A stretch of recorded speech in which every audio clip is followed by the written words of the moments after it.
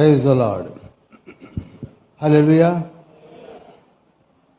యథావిధిగా మన కుడి చేతిలోనికి పరిశుద్ధ బైబిల్ గ్రంథాన్ని తీసుకుందాం.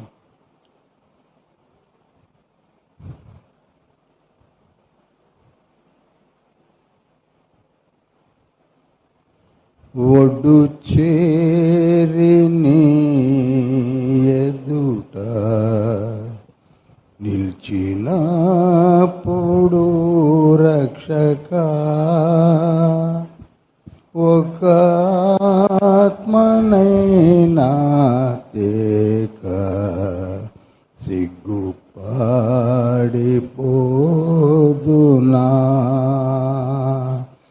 ఒక ఆత్మనైనా నేను రక్షింపక యేసువా, ఒక ఆత్మనైనా నేను రక్షింపక యేసువా, వట్టి చేతులతో నిన్ను దర్శించుట తగునా, వట్టి తులతో నిన్ను దర్శించుట తగునా. మహోన్నతుడా, పరిశుద్ధుడా, పరలోక తండ్రి, మమ్మల్ని దీవించి ఆశీర్వదించి పరిశుద్ధ బైబిల్ గ్రంథంలో మత్తయి సువార్తను ధ్యానించుటకు మీరు మాకు అనుగ్రహించిన ఈ దినమును బట్టి, వాతావరణమును బట్టి మీ బంగారు పాదముల చెంతకు వచ్చి ఉన్నాం. మా మనోనేత్రములు వెలిగించండి, వాక్యమై పొంగి ప్రవహించండి. మీరే మాకు ప్రతి విషయమును విరిచి బోధించండి. వాక్యమైన దేవ, మాకు అర్థం కాని అనేక విషయములను పరిశుద్ధ గ్రంథములో లిఖింపచేసి ఉన్నారు. వాటిని మాకు వివరించండి. మీ బిడ్డలుగా మేము అనేక ప్రాంతములలో ఈ నిత్య రాజ్య సువార్తను ప్రకటించుటకు కావలసిన దివ్యమైన జ్ఞానమును ప్రసాదించమని యేసయ్య పరిశుద్ధ నామములో అతి వినయంతో వేడుకుంటున్నాం పరమ తండ్రి. Amen, amen.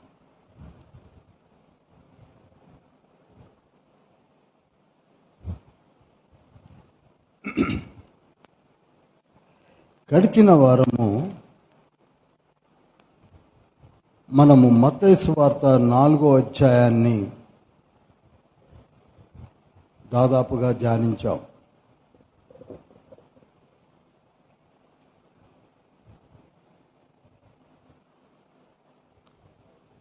చాలా వరకు లోతైన విషయాల్ని మనం ధ్యానించబోతున్నాం. లోతైన విషయములు అనగా మీకు అర్థమయ్యేట్టు చెప్పాలంటే,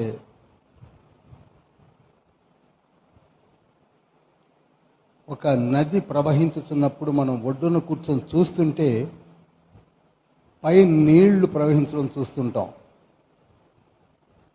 కానీ ఆ నది అడుగు భాగమును మనం చూడం.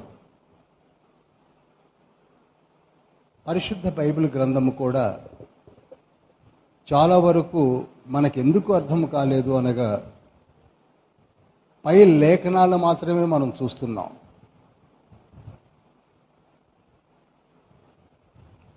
ఆ అడుగు భాగములో లేక కనపడని భాగములో ఏ నది ప్రవాహములు ఉన్నాయో అవి మనం గమనించలేకపోతున్నాం, గ్రహించలేకపోతున్నాం. వాటిని గ్రహించడానికే బైబిల్ స్టడీని తండ్రి మనకు అనుగ్రహించాడు.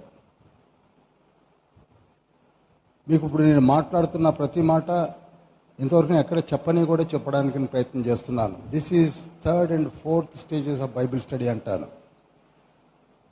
మీరు ఆస్వాదిస్తారని, స్వీకరిస్తారని ప్రార్థించి నేను చెప్పబోతున్నాను. చూడండి, 42వ కీర్తనలో చదవనక్కర్లేదు, చూడండి అంతే, నా మాటలు వినండి. 42వ కీర్తనలో 7వ వచనంలో ఒక మాట ఉంటుంది. 42:7 శామ్లో ఏమని ఉంటుందంటే,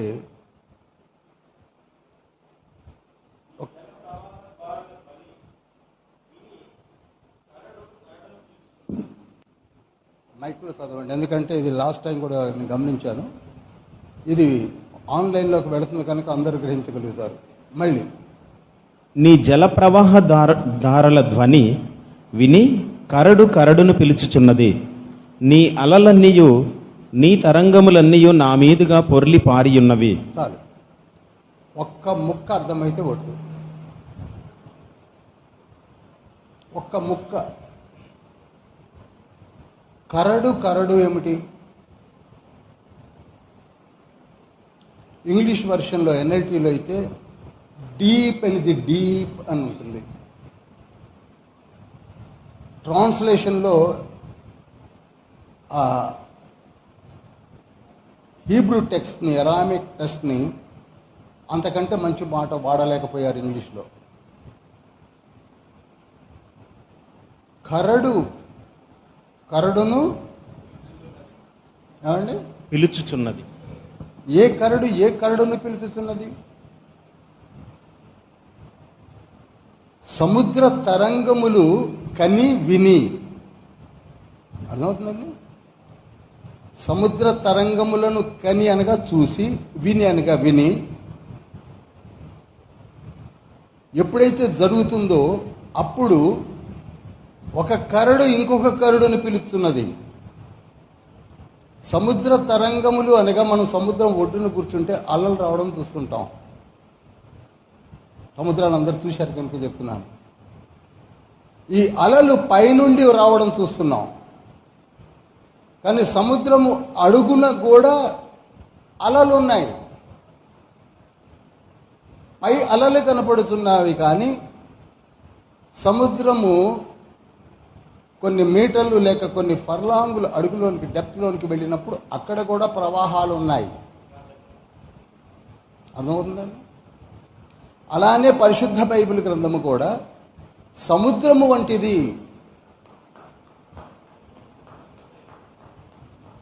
హబక్కు గ్రంథం 2:18 అంటాడు, సముద్రము కంటే లోతైనది దేవుని జ్ఞానము. సముద్రము కంటే లోతైనది.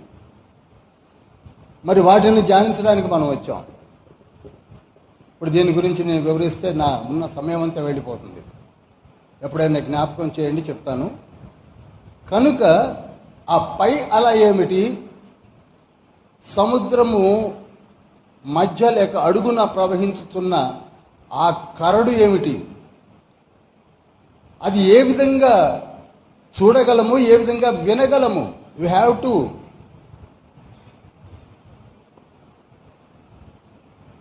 మనం చెయ్యాలి, చదవాలి. ఈ రెండు కరడుల గురించి తెలుసుకోవడానికి మరలా మనం సమయాన్ని వెచ్చిద్దాం. అలానే దేవుని వాక్కులు కూడా చాలా లోతులో వెళ్తున్నాయి. మనకి కొంతవరకే అర్థమవుతుంది, కొంత మనకు అర్థం అవ్వడానికి అందుకే బైబిల్ స్టడీని తండ్రి మనకి ఇచ్చాడు. హల్లెలూయా. ఇప్పుడు ఏ అంతర్లీనముగా ప్రవహించుతున్నటువంటి, అంతరంగమును ప్రవహించుతున్నటువంటి సముద్రపు లోయలలో ఆ కరడులను మనం ధ్యానించబోతున్నాం. అందుకే మనకు ఒకంత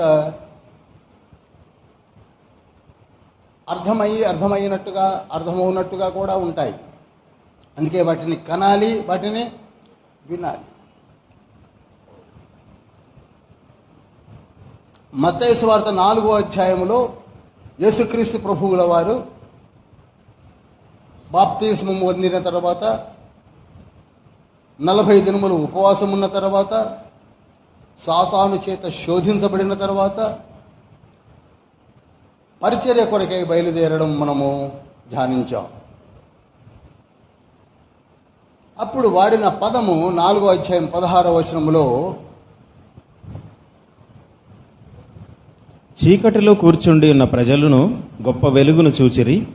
మరణ ప్రదేశంలోనూ మరణాఛాయలోనూ కూర్చుండి ఉన్న వారికి వెలుగు ఉదయించెను. అని ప్రవక్త అయిన యెషయా ద్వారా పలుకబడిన నెరవేరినట్లు ఇలాగు జరిగెను. చూడండి, ఇది కూడా యెషయా ప్రవచించిన ప్రవచనము. చీకటిలో ఉన్న ప్రజలు, చీకటిలో ఉన్న పట్టణాలు, చీకటిలో ఉన్నటువంటి స్థితిలో ఉన్నటువంటి జనాంగము గొప్ప వెలుగును చూశారు అట అని యెషయా రికార్డ్ చేశాడట. ఎక్కడ? యెషయా గ్రంథము 9వ అధ్యాయము 1-2 వచనాల్లో. దాన్ని మాథ్యూస్ ఏం చేశాడు? రికార్డ్ చేశాడు. ఎప్పుడో చేశాడు. క్రీస్తు పూర్వము 700 సంవత్సరాలప్పుడే రాశాడు. ఇంతకీ ఆ గొప్ప వెలుగును ఏ ఏ పట్టణాలు చూశాయి, ఎలా చూడడం జరిగింది అనేది ఇక్కడ యేసుక్రీస్తు ప్రభువుల వారిని సూచిస్తుంది. యేసయ్య ఎవరు అనుకుంటున్నారు? గొప్ప వెలుగు. యేసయ్య ఎవరండి? గొప్ప వెలుగు. అంతవరకు వెలుగు అనగానే మీకు అర్థం అవ్వాల్సింది ఏమిటనగా, మన జీవిత విధానము, జీవిత లక్ష్యము, జీవించవలసినటువంటి దేవుని యొక్క ప్రణాళిక తెలియచేయడమే మనిషికి వెలుగు కలుగుట. చీకటిలో ఉండుట అనగా ఏమీ తెలియని స్థితి. అర్థమవుతుంది కదండి? నా భాష కూడా కొంచెం మరి ఆ స్టేజ్లోనే ఉంటుంది, ఆ స్టాండర్డ్లోనే ఉంటుంది. ఈ వెలుగును చూపించడానికి ఆ వెలుగై ఉన్న యేసయ్య తిరిగి వచ్చాడు, దిగి వచ్చాడు. ఇప్పుడు యేసయ్య ఎవరు? వెలుగు. చెప్పండి, యేసయ్య ఎవరు? వెలుగు. యేసయ్య ప్రతి వాక్కు కూడా చాలా చాలా శ్రేష్టమైన దేవుని మాటలు. ఇప్పుడు చూడండి, కొన్ని యేసయ్య పలికిన మాటల్ని అవలేలగా తీసుకొని అవి జరగవేమో అనుకుంటున్నారు. నేను కొన్నిసార్లు మన మధ్యలో డిబేట్స్లో కూడా కొన్ని క్వశ్చన్స్లో చెప్పాను. అవి చాలా క్లిష్టంగా, కష్టతరంగా ఉంటుంది మన మనసుకి. యేసయ్య ఇది జరుగుతుంది అంటే జరుగుద్దా జరగదా? చెప్పండి. ఖచ్చితంగా జరిగింది. His word is supreme. అది నెరవేర్చబడకుండా తిరిగి తండ్రి దగ్గరికి వెళ్ళదు. ఖచ్చితంగా నెరవేర్చే వెళుతుంది. ఒకప్పుడు భూమి కూడా చీకటిలోనే ఉన్నది కదా. ఆదికాండము 1వ అధ్యాయం 1-2 వచనాల్లో ఏమనుంది? చీకటిగా ఉన్నది. ఆ చీకటిలో దేవదేవుడేమన్నాడు? వెలుగు కలుగునుగాక అన్నాడు. దేర్ విల్ బి లైట్ అన్నాడు. దేర్ విల్ బి లైట్ అనగా వెలుగు కలుగునుగాక. అప్పుడు దేర్ వాజ్ లైట్ అని ఉంది ఎన్ఎల్టీలో. నోటమట్టి మాట జాలు వారింది అంటే ఆ మాట నెరవేర్చేంత వరకు వెనక్కి తిరిగి రాదు. దేవుని వద్దకు వెళ్ళాలంటే ఖచ్చితంగా మాట నెరవేర్చబడాలి. ఈ సూత్రాన్ని మీ మనసులలో రికార్డ్ చేసుకుంటే మనలో చాలా మార్పులు వస్తాయి.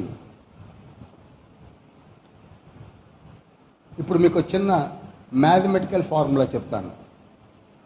A is equal to B, B is equal to C, C is equal to D. అర్థమవుతుందండి? చదువుకున్నాడు. A is equal to B, B is equal to C, C is equal to D. A is equal to D అన్న కరెక్టే, A is equal to C అన్న కరెక్టే.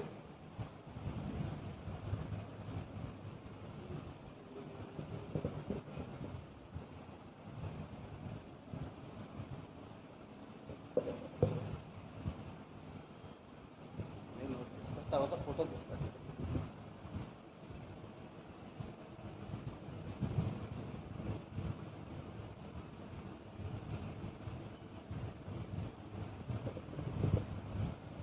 A is equal to B is equal to C is equal to T.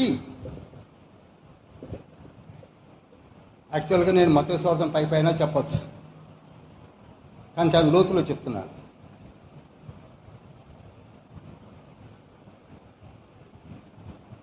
ఏ అనగా యేసయ్య,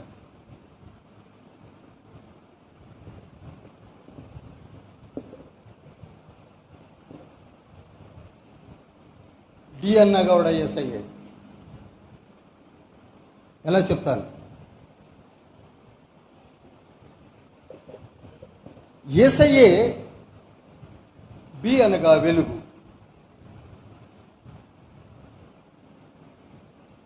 ఇప్పుడు చెప్పిన మాటే, నేను కొత్తగా ఏం చెప్పలా. మత్తయి సువార్త 4:16 వారు చీకటిలో ఉన్నవారు దేని చూశారు? అందరు ఇటు చూడండి నాకు చూడండి, చూపు మారుతుందని అబ్జర్వ్ చేస్తున్నాను అందరినీ. ప్రతిదీ అబ్జర్వ్ చేయండి. ఒక్క గ్లాన్స్ ఎగిరిపోయినా మీకు అర్థం కాదు, మళ్ళీ నా కష్టమంతా వృధా అయిపోద్ది. మోకాళ్ళ మీద ఎలా జీవిస్తానో మీకు అర్థమవుతున్న తర్వాత how he is reading the Bible. B is equal to వెలుగు. యేసయ్య అంటే ఎవరు అనుకుంటున్నారు? చెప్పండి. వెలుగు. యేసయ్య అంటే వెలుగు. అందుకే యోహాను సువార్త 8:12 ఏమన్నాడు? నేను లోకమునకు వెలుగు అనగానే దేవుని యొక్క లక్షణము. హల్లెలూయా. వెలుగు మీన్స్ దేవుని యొక్క లక్షణం. అందుకే ఈజ్ డాజ్లింగ్ లైట్ అని ఉంది కదా హెబ్రీ పత్రిక 12:19 ఆయన దహించు అగ్ని, వెలుగులో ఉన్నాడు. 83వ కీర్తన 11లో కూడా ఆయన సూర్యుడును. కనుక ఇక్కడ ఈ వెలుగు ఎవరు? యేసయ్య. సి వాక్యము.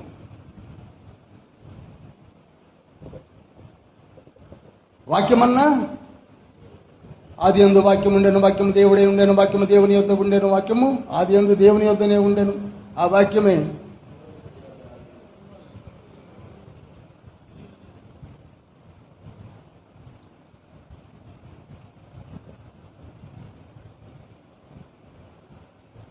ప్రకటన గ్రంథము 19:13-16 కూడా ఆయన వస్త్రము పైన వాక్యమును నామధేయము చూశాడు.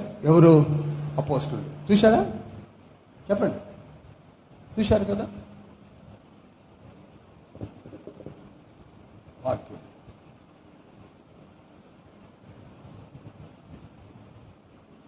మరి డి ఎవరు అనుకుంటున్నారు? ఆలయం,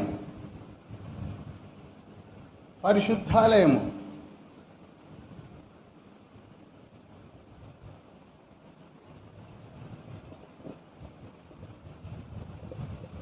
పరిశుద్ధాలయం అన్నా కూడా యేసయ్యే. ఎందుకు పాత నిబంధన గ్రంథములలో గుడారముల గురించి వివరించవలసి వచ్చింది? చెప్పాలి. ఆ పరిశుద్ధ గుడారమును మీరు తెలుసుకుంటే యేసయ్య ఎవరో తెలిసిపోతుంది.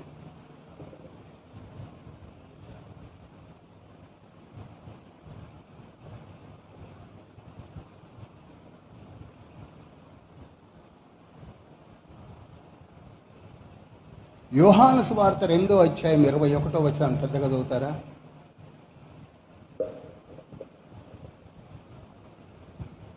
అయితే ఆయన తన శరీరమును దేవాలయమును గురించి ఈ మాట చెప్పెను. యేసయ్య శరీరం అనే దేవాలయమును గురించి ఈ మాట చెప్పాడు.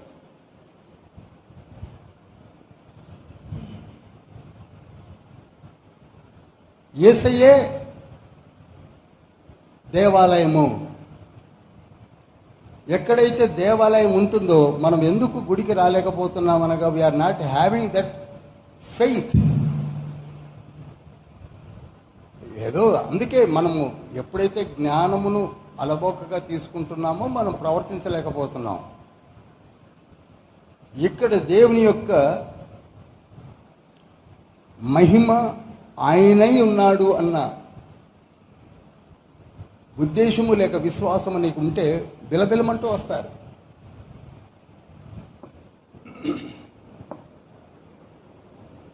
ప్రకటన గ్రంథము 21:22 దానిలో ఏ దేవాలయమును నాకు కనబడలేదు. చూడండి, పరలోకములో ఏ దేవాలయము కనపడలేదట. ఎందుకని? చదవండి. సర్వాధికారి అయిన దేవుడగు ప్రభువును గొర్రెపిల్లయు దానికి దేవాలయమై ఉన్నారు.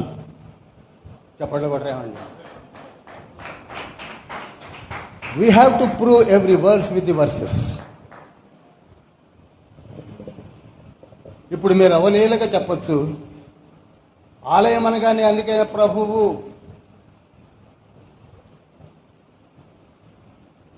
వాక్యం అనగానే యేసయ్యే,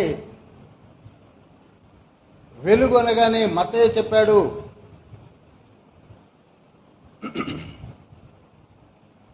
అసలు ఏ గురించే కదా మనం మాట్లాడుతుంది. A = B = C = D = మీరు ఎన్నెన్న పెట్టుకుంటా పండి.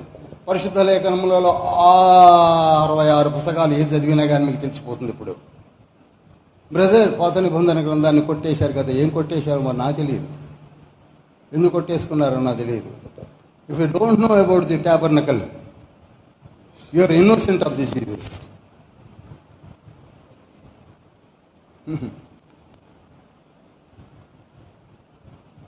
నీకు ఆ గుడారము తెలవకపోతే, ప్రత్యక్ష గుడారము గురించి తెలియకపోతే యేసయ్య ఎవరో తెలియదు.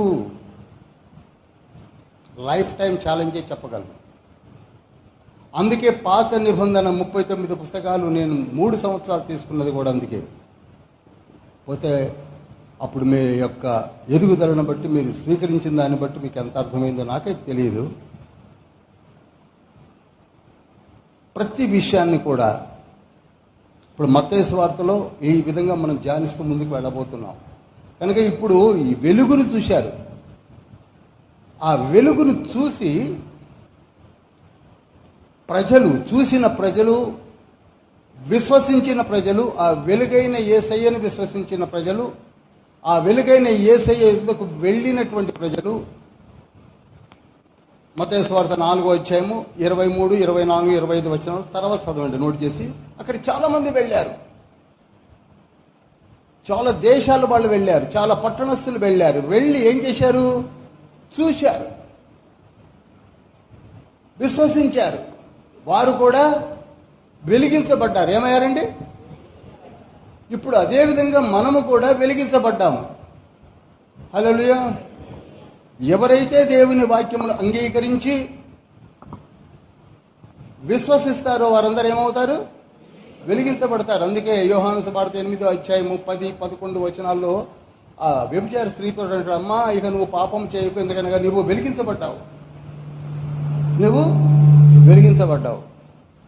ఇప్పుడు మనలో నిజమైన మారు మనసు బాప్తీసం పొందిన వాళ్ళందరూ కూడా చెప్పండి వెలిగించబడ్డారు. వెలిగించబడ్డ మనము ఎక్కడుండాలి? చీకట్లో కాదు, వెలుగు. వెలుగు ఇవ్వడానికి వెలుగులో కూడా కాదు, చీకటిలో నీవు వెలుగువై ఉన్నావు. చీకటిలో నీవు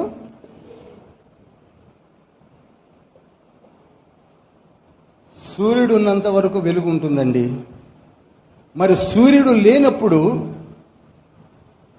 చీకటి పడ్డప్పుడు అక్కడ వెలుగు కావాలంటే ఏం చేస్తాం? ఒక దీపాన్ని వెలిగిస్తాం.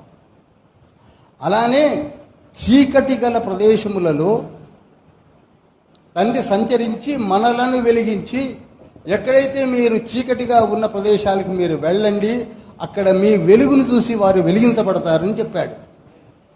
ఫిలిప్పీ పత్రిక 2వ అధ్యాయం 12వ వచనంలో ఆ మాటలే ఉంటాయి.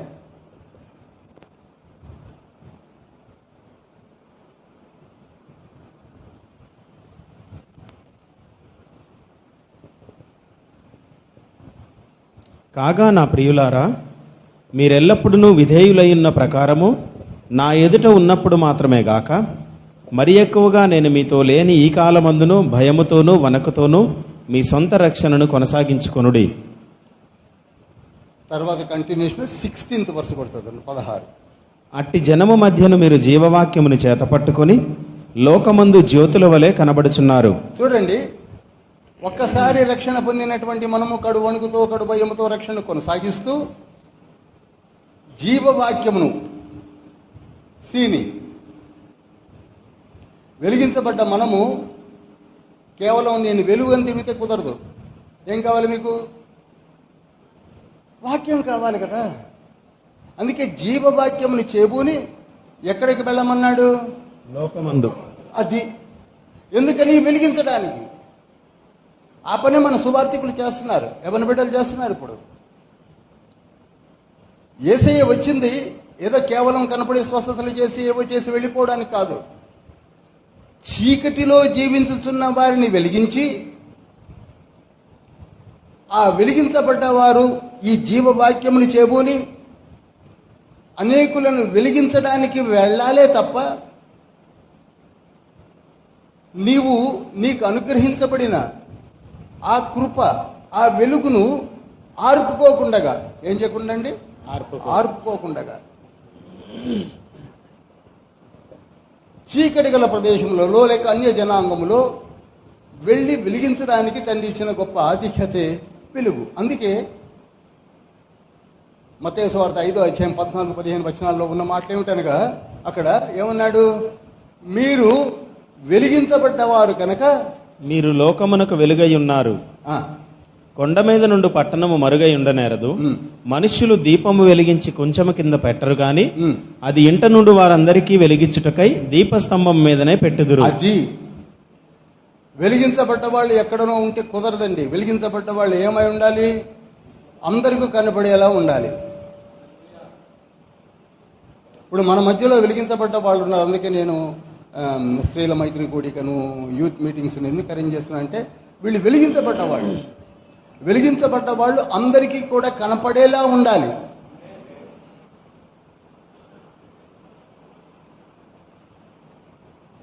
ఆ గొప్ప వెలుగును నీ నోట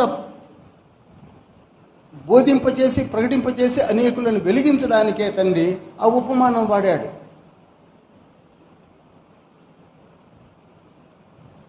మనము వీటిని చెప్పుకుంటుంటాం, కానీ మనం ఒక్క యాంగిల్లోనే, ఒక్క డైమెన్షన్లోనే చెప్పుకొని వెళ్ళేస్తున్నాం. ఇక్కడ వెలుగు ఎవరో కాదు, నీవు నేను. చెప్పండి, ఎవరు? నీవు నేను. రక్షణ పొందిన వారందరూ వెలిగించబడిన వారు, వెలిగించబడిన వారందరూ కూడా బోధించుటకు అర్హత కలిగిన వారు.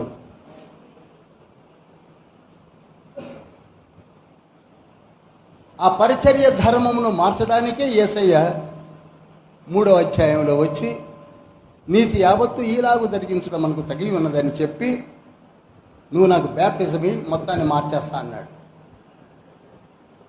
అందుకే హెబ్రీ పత్రిక 7వ అధ్యాయం 12వ వచనంలో ఏమన్నాడు? యాజక ధర్మాన్నే మార్చేశాడు. అర్థమైందండి ఇంతవరకు?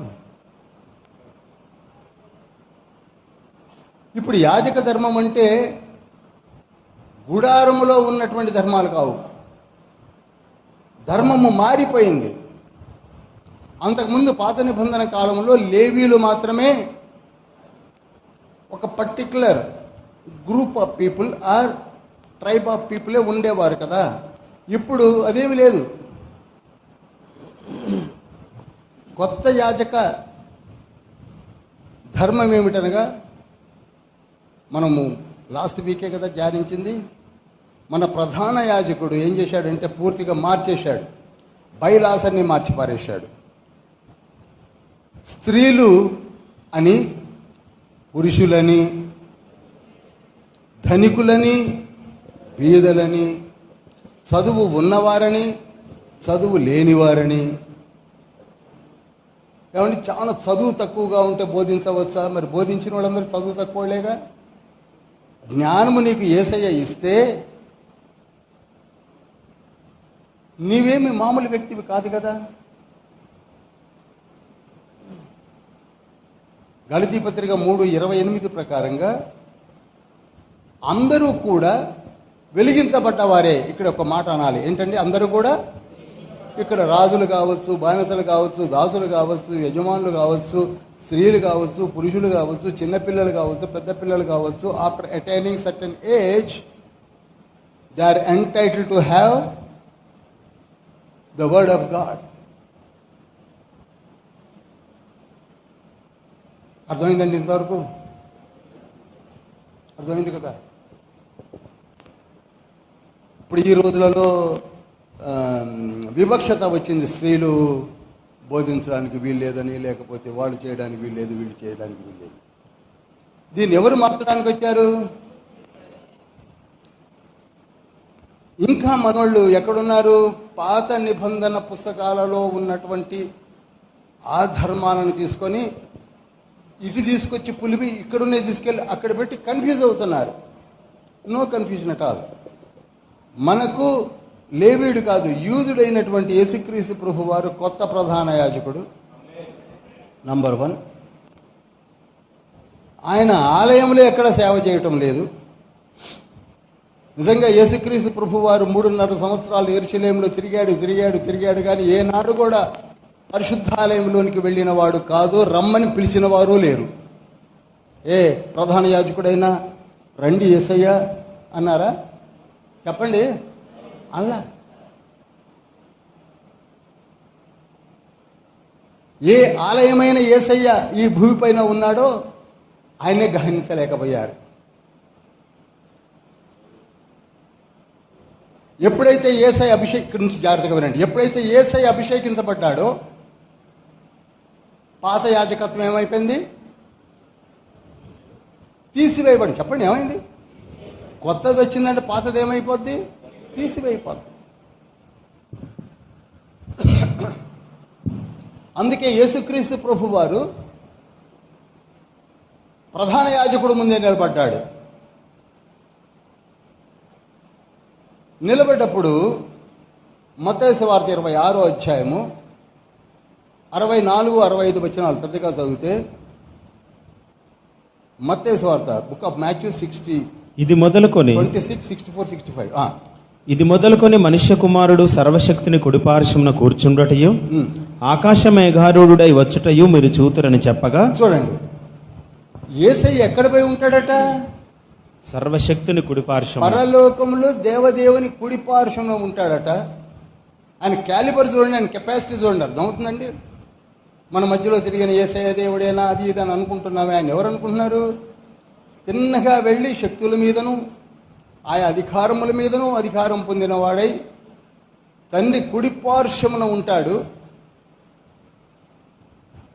అని చెప్పేసరికి ప్రధాన యాజకులు ఉన్నారే ఏం చేశారు? ఇక్కడ 65వ వచనం.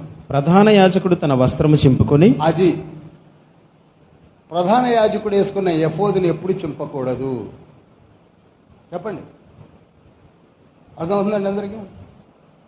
ఎట్టి పరిస్థితులలో కూడా అభిషేకించబడిన వస్త్రములు కలిగినటువంటి యాజకుడు తన వస్త్రములను, అందరూ చెప్పాలి, చింపకూడదు. అది ధర్మశాస్త్రములో ఉన్నటువంటి నియమము. ఓకే, చింపారు అంటే దట్ ఫెలో ఈజ్ అన్ఫిట్. లేవికాండము 21వ అధ్యాయం 10వ వచనము. లేవికాండము 21వ అధ్యాయం 10వ వచనము. ప్రధాన యాజకుడు అగుటకై తన సహోదరులలో ఎవరి తల మీద అభిషేక తైలం పోయబడునో, చూడండి, ఎవరి తల మీద అభిషేక తైలము పోయబడునో, యాజక వస్త్రములు వేసుకొనుటకు ఎవరు ప్రతిష్ఠింపబడునో అతడు తన తలకప్పును తీయరాదు, తన బట్టలను చింపుకొనరాదు.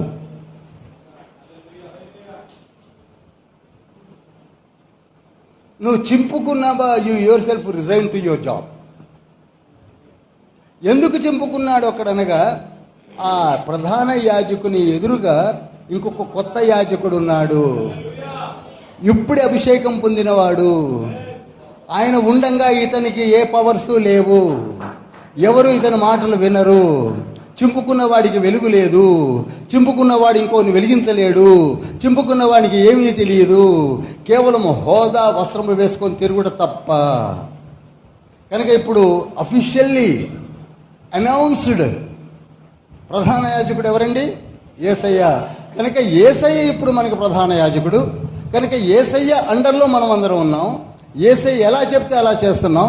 కనుక ఇప్పుడు స్త్రీ అని పురుషుడని ఏ భేదము లేదు. మనమందరము కూడా యేసయ్య నామములో, యేసయ్య వెలుగులో, యేసయ్య వాక్యములో, యేసయ్య యొక్క సమస్తములో ఏమై ఉన్నాము? కుమారులము, కుమార్తెలమై ఉన్నాము. హల్లెలూయా. ఇప్పుడు అంశాలు పనిచేస్తాయా? చెప్పండి, ఎవరిని వస్తే మీరు చెప్పండి. కాస్త మృదలు చేయడానికి వీల్లేదు. ఫస్ట్ చదువు బాబు, చదవండి, ఫస్ట్ చదవండి. ఇంకా లోతులో పోయి చెప్పాలా, వెళ్ళిపోవాలా ముందుకి? ఇంకా లోతులో పోండి, ఇంకా లోతులోకి వెళ్తాను. ఇక్కడనే అయిపోద్దేమో 1.5 hour. చూడండి, చెప్తాను ఎందుకంటే మళ్ళీ మీకు దొరకకపోవచ్చు సబ్జెక్ట్. ఇప్పుడు ఈ ఆలయము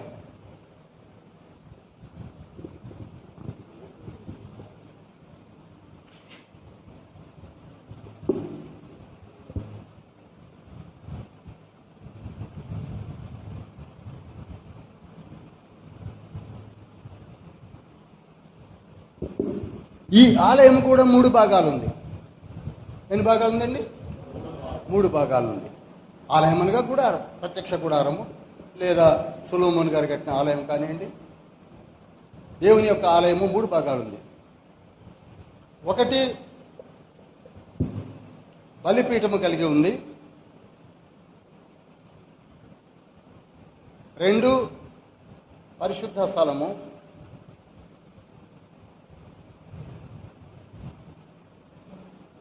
అతి పరిశుద్ధ స్థలము.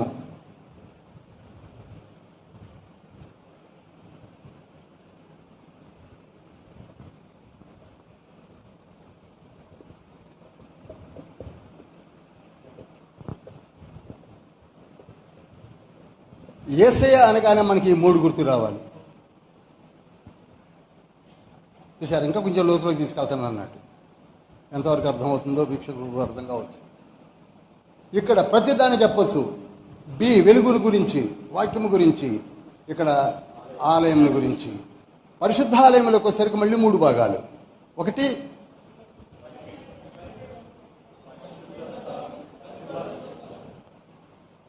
బలిపీఠము కూడా ఎప్పుడు ఆరిపోకూడదు.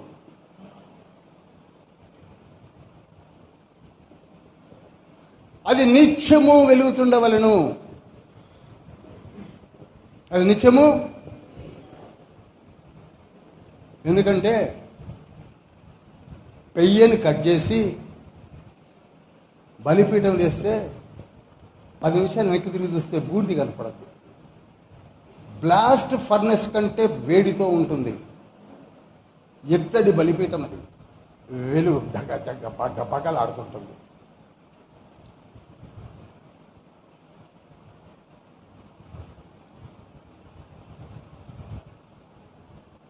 తర్వాత పరిశుద్ధ స్థలము.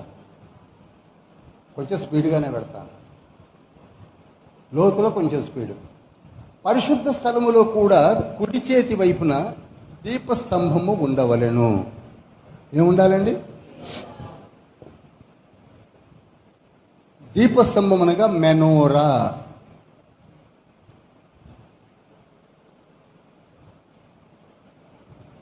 మెనోరా మీకు అనేక మార్లు బోర్డు మీద నేను వేసి చూపించాను.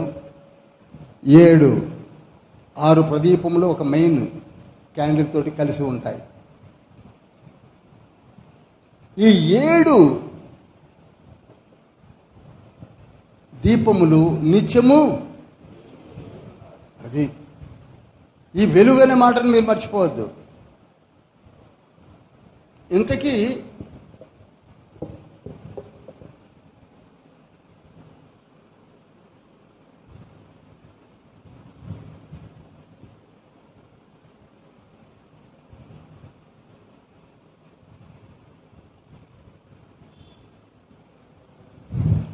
ఇలా వెలుగుతూనే ఉండాలి.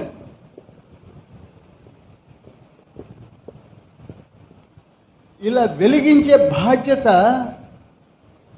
ప్రధాన యాజకుడు, అసిస్టెంట్ యాజకులు. ఇప్పుడు మన గుడి అంటే ఏమనుకుంటున్నారు మీరు? గుడిలో మన యాజకుడు ఉన్నాడు, సురేష్ గారు. ఈజ్ రెస్పాన్సిబిలిటీ ఏమిటనగా ఇందులో ఏ ఒక్క దీపము ఆరిపోకుండా చూడాలి. ఎక్కడైనా ఆరిపోతున్నట్టుగా ఆయన కనపడితే వెంటనే అక్కడికి వచ్చేస్తాడు. వచ్చి కొంచెం నూనె పోస్తాడు. ఏమండి, కొంత అర్థమవుతుందండి? ఆరిపోవడానికి వీల్లేదు, ఎప్పటికీ ఆరిపోవడానికి వీల్లేదు. ఇక్కడ ఆరకూడదు, ఇక్కడ ఆరకూడదు.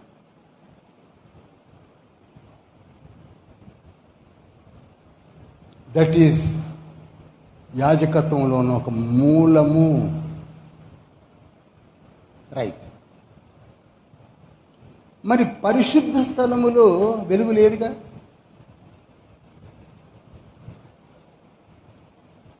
అతి పరిశుద్ధ స్థలములో వెలుగు లేదుగా. ప్రాంగణములో ఉంది, పరిశుద్ధ స్థలములో ఉంది, అతి పరిశుద్ధ స్థలములో లేదు.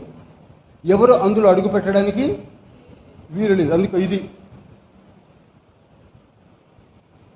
అతి పరిశుద్ధ స్థలం. ఎందుకని అనగా అక్కడ దేవుని మందసము పైన ఏముంది? కరుణాపీఠం ఉన్నది. ఆ కరుణాపీఠము పైన ఎవరు ఉండబోతున్నారు?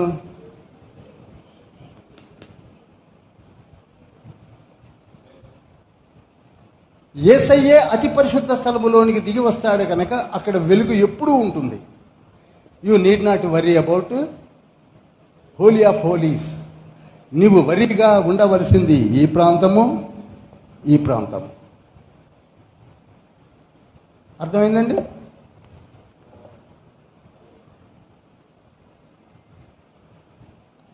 అందుకే మీకు కృప కావాలి అంటే ఆ రోజులలో ఇక్కడికి వెళ్ళాల్సిందే అన్నాడు. మన తరపున ఒక రిప్రజెంటేటివ్ ఉన్నాడు, ప్రధాన యాజకుడు. సంవత్సరమునకు ఒక వారు అతి పరిశుద్ధ స్థలములోనికి వెళ్ళి యాచనలు అవి చేసేవాడు. ఇప్పుడు మన ప్రధాన యాజకుడు ఎప్పుడు కావాలంటే అప్పుడు తను వెళుతున్నాడు, రిప్రజెంట్ చేస్తున్నాడు. సంవత్సరానికి ఒక్క మారే కాదు, ఎప్పుడంటే అప్పుడు.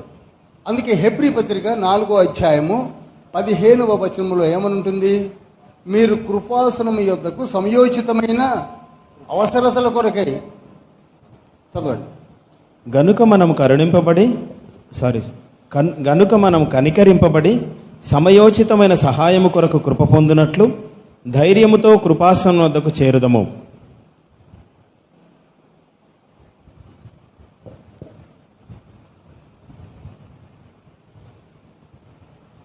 కృప కొరకై నువ్వు ఎప్పుడైనా వెళ్ళొచ్చు.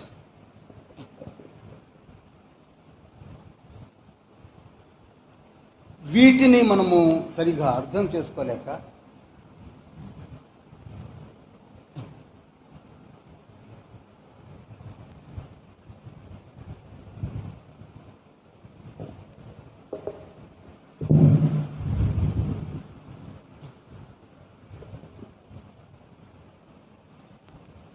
ఈ గుడారము కూడా ట్రినిటీ షేప్లోనే ఉంది కదండి.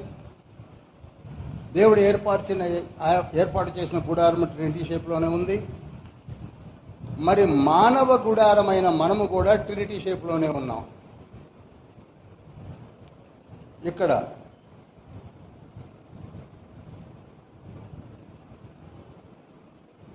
మానవ గుడారము,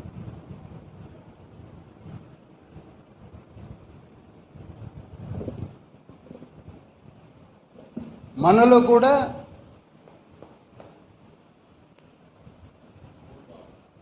మూడు భాగాలుగానే ఉన్నాం.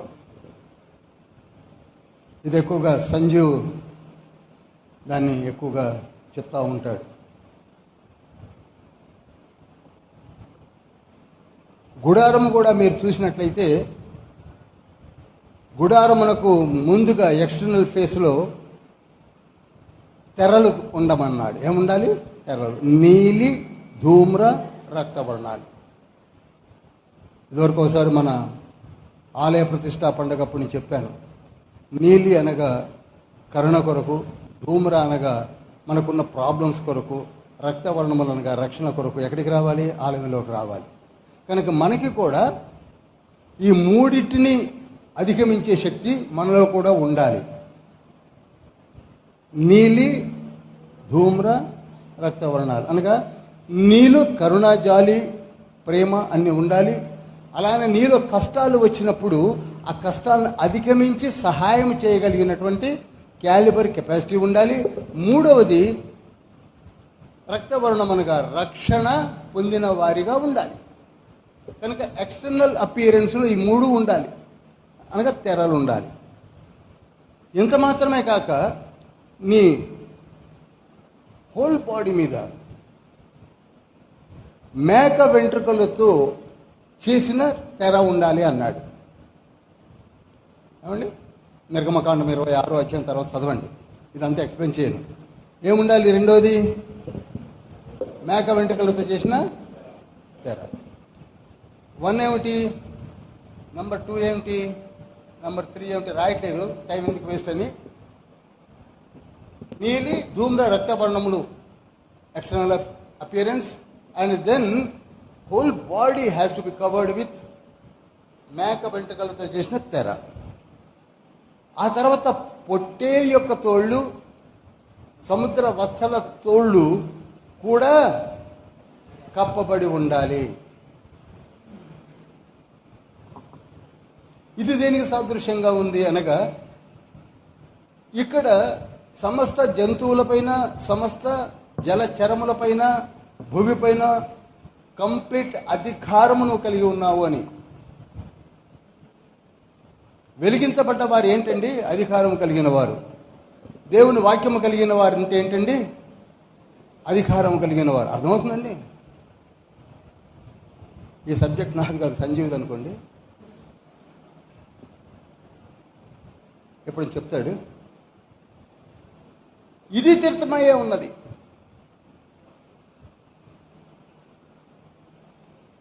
నిర్గమకాండం 26 అధ్యాయములు ఇదంతా రాసి, నిర్గమకాండం 25 అధ్యాయంలో మందసం గురించి రాసి, నిర్గమకాండం 27 అధ్యాయంలో అభిషేకం గురించి రాసి, నిర్గమకాండం 28 అధ్యాయంలో డ్రెస్ కోడ్ గురించి, తల పాగ, నొసటన సూత్రము, ఎఫోదు, ఊరీము, తుమ్మీము, నడుమునకు దట్టి, ఇవన్నిటిని వివరించాడు. నిర్గమకాండం 30 అధ్యాయంలోకి వచ్చేసరికి అక్కడ గోల్డెన్ సెన్సార్ కనుక సువర్ణ ధూపార్తి. ఏమండి, ఉందా? ఉంది కదా. ఒక మూర పొడవు, ఒక మూర వెడల్పు, 2 మూరల లోతు. నిర్గమకాండం 30 అధ్యాయం అనుకుంటే 1-2 వచనాల్లో ఉంటుంది. అది దేన్ని సూచిస్తుంది? ప్రార్థన. నోట్ చేయండి, అది దేనికండి? అసలు యేసయ్య మత్తయి సువార్తలో చెప్పిందంతా పాత నిబంధనేనండి. మత్తయి సువార్త 6వ అధ్యాయంలో మీరు ప్రార్థన చేయనప్పుడు అంటే దేని గురించి చెప్తున్నాడు? గోల్డెన్ సెన్సార్ గురించి చెప్తున్నాడు. మీరు ప్రార్థన చేయనప్పుడు ఆ ప్రార్థన ఎక్కడుంది? అతి పరిశుద్ధ స్థలమునకు ఆనుకొనే ఉంటుంది. అనగా నీ ప్రార్థన కూడా దేనికి ఆనుకొని ఉండాలి? చెప్పండి. అతి పరిశుద్ధ స్థలానికి అనగా యేసయ్యకు ఆనుకొని ఉండాలి. ఎక్కడో సొంత వీధులలో కూర్చోండి, ఎవరు చేశారట కదా, ఎవరు నాకు తెలీదు. యేసయ్య అంటాడు, సుంకరి ప్రార్థనల వలె, వారి ప్రార్థనల వల్లే, వీరి ప్రార్థనల వల్లే, అన్య జనాంగం ప్రార్థనల వల్లే ఉండకూడదు. నీ ప్రార్థన ఎలా ఉండాలి? పూర్ణ హృదయంతో, పూర్ణ మనసుతో, పూర్ణ బలంతో, పూర్ణ శక్తితో అన్నాడా లేదా? అనగా యువర్ ప్రేయర్ మస్ట్ బి ఒక కదలిక కలిగించేలా ఉండాలి. అందుకే అది ఎక్కడ ఆనుకొని ఉంది? అతి పరిశుద్ధ స్థలమునకు ఆనుకునే ఉంటుంది సువర్ణ ధూపార్తి. కనుక మన ప్రార్థనలు కూడా అంతగా ఆనుకొని చెయ్యాలి అని. అందుకే యేసయ్య కూడా మత్తయి సువార్త 6వ అధ్యాయం 9వ వచనంలో అంటాడు, నీవు నీ గదిలోనికి వెళ్ళి తలుపు వేసుకొని అన్నాడా లేదా? అంటే అర్థం ఏంటి? నీ ప్రార్థన అతి పరిశుద్ధ స్థల ప్రార్థనగా ఉండాలి. హల్లెలూయా. ఇప్పుడు 4, 6 కూడా వచ్చేసాను నేను. 6లో కూడా దూరాను, కొంచెం చెప్పలేదు. నేను గుడారం గురించి చెప్తున్నాను కనుక గుడారము నేను ఇవ్వాల్సింది మనవాడికి, పర్లేదు. Okay, no problem. కనుక ఒకసారి అందరూ అర్థమైన వాళ్ళు ఒకసారి చేతులు ఊపండి. పర్లేదు. No problem. ఇంకా మీ అందరికి ఇప్పుడు అర్థమైపోయింది కదా, ఇక మరీ డయాగ్రామ్ వేసి చూపించాల్సిన అవసరం లేదు, తర్వాత చూసుకోవచ్చు. ఇప్పుడు యేసయ్య చెప్పింది ఏమిటి చెప్పండి? వెలుగై ఉన్నారు, ఆ వెలుగును నేనే, ఆ వెలుగును వెలిగించడానికే వచ్చాను. అందుకని ఎక్కడైతే దేవుని వాక్యము లేదో, ఎక్కడ ఆ వెలుగు లేదో, ఆ వెలుగును మనం ఏం చేయాలి? అందరికి చూపించడానికే మనము సిద్ధపడాలి అని 4వ అధ్యాయాన్ని చెప్పాడు. ఇప్పుడు 23, 24, 25 చదవండి ఒకసారి. 4వ అధ్యాయం 23, 24, 25. యేసు వారి సమాజ మందిరములలో బోధించుచు దేవుని రాజ్యమును గూర్చిన సువార్తను ప్రకటించుచు. చూడండి, యేసయ్యే పరిచర్యలో దేవుని రాజ్యమును గురించి ప్రకటించుచు ప్రజలలోని ప్రతి వ్యాధిని రోగమును స్వస్థపరచుచు గలిలయందంతటా సంచరించెను. ఆయన కీర్తి సిరియా దేశమంతటా వ్యాపించెను. నానా విధములైన రోగముల చేతను వేదనల చేతను పీడింపబడిన వ్యాధిగ్రస్తులను అందరినీ, దయ్యము పట్టిన వారిని, చాంద్ర రోగులను, పక్షవాయువు గలవారిని వారు ఆయన యొద్దకు తీసుకొని రాగా ఆయన వారిని స్వస్థపరిచెను. గలిలయ, దెకపోలి, యెరూషలేము, యూదయ అను ప్రదేశముల నుండి, యొర్దానునకు అవతల నుండి, యోర్దానికి అవతల నుండి, యువతల నుండి, చుట్టుపక్కల ప్రాంతముల నుండి ఎవరి దగ్గరికి వచ్చారు? వెలుగు దగ్గరికి వచ్చారు. హల్లెలూయా. నీవు నిజమైన వెలుగువై వెలిగించబడినప్పుడు నీ వెలుగు దగ్గరికి అందరూ వస్తారు. అందరూ వస్తారు. Book of Isaiah chapter 52 verse 15 ప్రకారంగా, 52వ యెషయా 15వ వచనం ప్రకారంగా, రాజులు సైతము, ఇహలోకపరమైన జ్ఞానులు సైతము ఎవరైనాను సరే నీ వెలుగు దగ్గరికే వస్తారు, నీ దగ్గరికే వస్తారు. ఎందుకంటే నీలో ఉన్న వెలుగు వేరు, నీలో ఉన్న వాక్యము వేరు, నీవు వివరించే విధానం వేరు. నీవు ఆయన బిడ్డవు, ఆయన కుమార్తెవు, ఆయన కుమారుడవు కనుక. 4వ అధ్యాయంలోని సారం ఇదండి. ఇప్పుడు మనం 5లోకి వెళదాం. 5 చదవండి పాస్టర్ గారు. ఆయన ఆ జనసమూహములను చూచి కొండ ఎక్కి కూర్చుండగా ఆయన శిష్యులు ఆయన యొద్దకు వచ్చిరి. అప్పుడు ఆయన నోరు తెరిచి ఇలాగ బోధింపసాగెను. ఆత్మ విషయమై దీనులైన వారు ధన్యులు, పరలోక రాజ్యము వారిది. దుఃఖపడు వారు ధన్యులు, వారు ఓదార్చబడుదురు. సాత్వికులు ధన్యులు, వారు భూలోకమును స్వతంత్రించుకొందురు. నీతి కొరకు ఆకలి దప్పులు గలవారు ధన్యులు, వారు తృప్తిపరచబడుదురు. కనికరము గలవారు ధన్యులు, వారి కనికరము పొందుదురు. హృదయ శుద్ధి గలవారు ధన్యులు, వారు దేవుని చూచెదరు. సమాధానపరచువారు ధన్యులు, వారు దేవుని కుమారులనబడుదురు. నీతి నిమిత్తము హింసింపబడువారు ధన్యులు, పరలోక రాజ్యము వారిది. నా నిమిత్తము జనులు మిమ్మును నిందించి హింసించి మీ మీద అబద్ధముగా చెడ్డ మాటలెల్లా పలుకున్నప్పుడు మీరు ధన్యులు. సంతోషించి ఆనందించుడి, పరలోకమందు మీ ఫలము అధికమగును. ఈలాగున వారు మీకు పూర్వమందుండిన ప్రవక్తలను హింసించిరి. చాలండి. ఇక్కడ యేసుక్రీస్తు ప్రభువారు ఎక్కడికి వెళ్ళాడట చూడండి. ఆయన ఆ జన సమూహములను చూచి కొండ ఎక్కి కూర్చుండగా, చాలామంది అనుకున్నారు, చాలా వరకు అనుకున్నది ఏమిటంటే, నేనేం తప్పు పట్టడం లేదు, ఆ కొండ అనేసరికి సియోను కొండ అనుకున్నారు. కాదు, ఇదే కొండ గలిలీ ప్రాంతంలో ఉన్న కొండ, సియోను కొండ కాదు. గుర్తుంచుకోండి. ఆ రోజుల్లో చాలా కొండలు ఉన్నాయి, కన్ఫ్యూజ్ అవ్వాల్సిన అవసరం లేదు. కొండల ప్రసంగం ఎప్పుడైనా చేసుకుందాం. ఇక్కడ యేసయ్య ఎక్కి కూర్చున్న కొండ పేరేంటండి?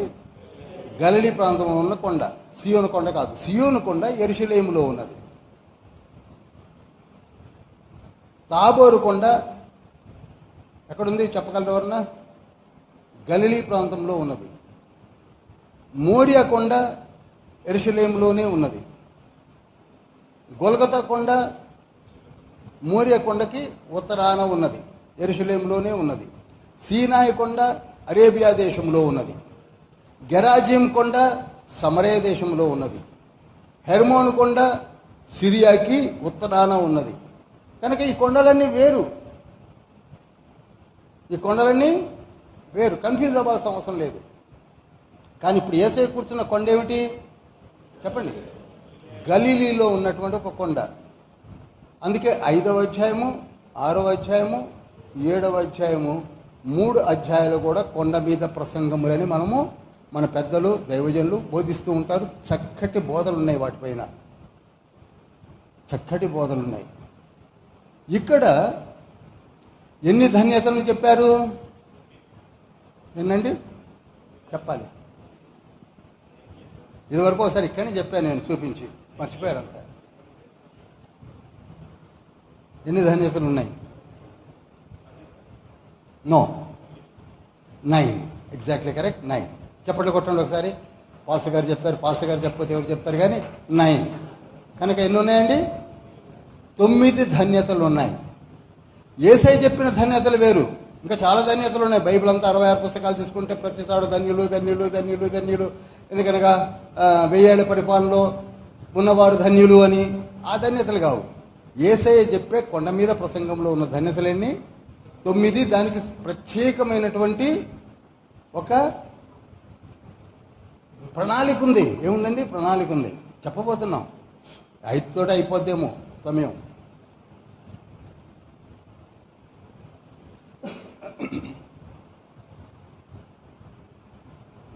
ఈ ధన్యతలు కలిగిన వారు ధన్యులు.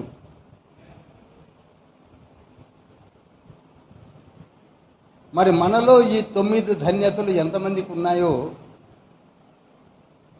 మీరు చూసుకోండర్రా అని యేసయ్య కూర్చోబెట్టి చెప్తున్నాడు అందరికీ.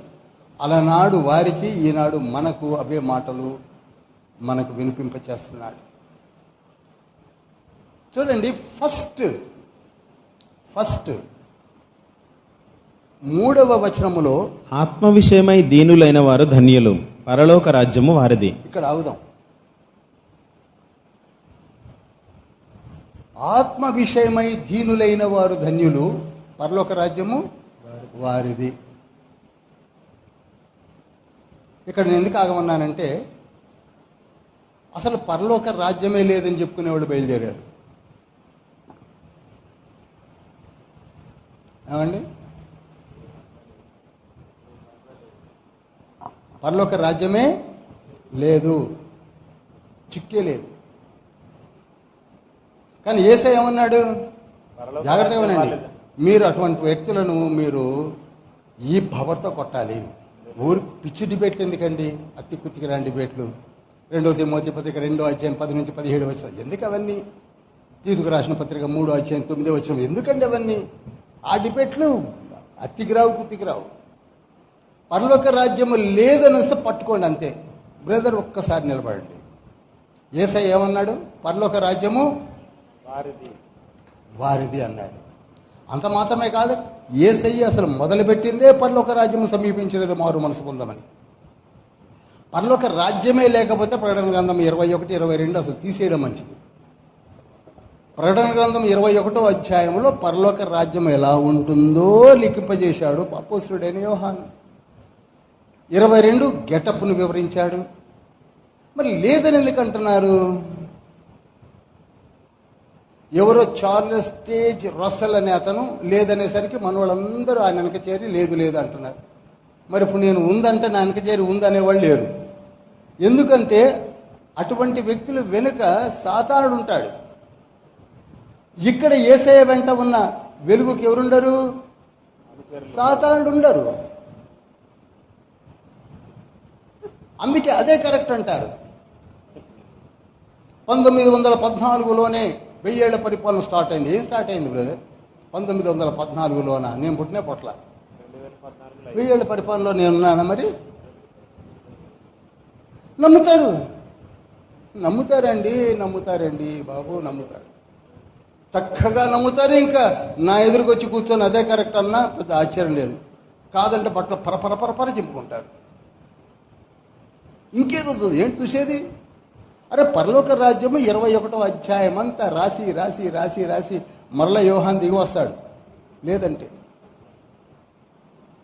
అసలు ఎందుకండి?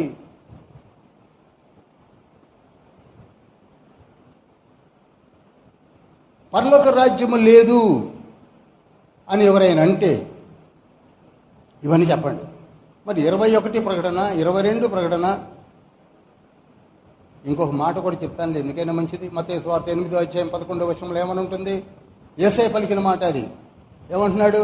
అనేకులు తూర్పు నుండి పడమట నుండి వచ్చి అబ్రహాముతో కూడాను, ఇస్సాకుతో కూడాను, యాకోబుతో కూడాను పరలోక రాజ్యమందు కూర్చుందురు గాని. అబ్బా, ఎక్కడ కూర్చుంటారట? చెప్పరు. పరలోక రాజ్యం మరి లేదంటున్నారేంటి? లేదంటున్నారేంటి? పరలోక రాజ్యములో కూర్చుందురు, కానీ మీరు బయటకు వెలుపలకు త్రోసివేయబడినప్పుడు అక్కడ పండ్లు కొరుకుటయు ఏడ్పును ఉంటాయి కనుక అని చెప్తున్నాడు కదా. అది నరకము. చదవాలండి, ఈ క్లిప్పింగ్స్ చూడండి. పెద్దలు చాలామంది చెప్పారండి, చెప్తూనే ఉన్నారండి. పరలోక రాజ్యమే లేకపోతే ఎందుకండి మనకి శ్రమ? యేసయ్య ఎంత చక్కగా కొండ మీద ప్రసంగంలో ఆ 9 ధన్యతలు జాగ్రత్తగా మనం ధ్యానించినట్లయితే పరలోక రాజ్యము ఉందా లేదా చెప్పండి. ఉన్నది. గట్టిగా చెప్పండి. ఎవరైనా వస్తే ముందు తెలుసుకో బ్రదర్, తెలుసుకోకపోతే నువ్వే రావానండి. ఆయన ఎలాగో వాళ్ళు రారనుకోండి.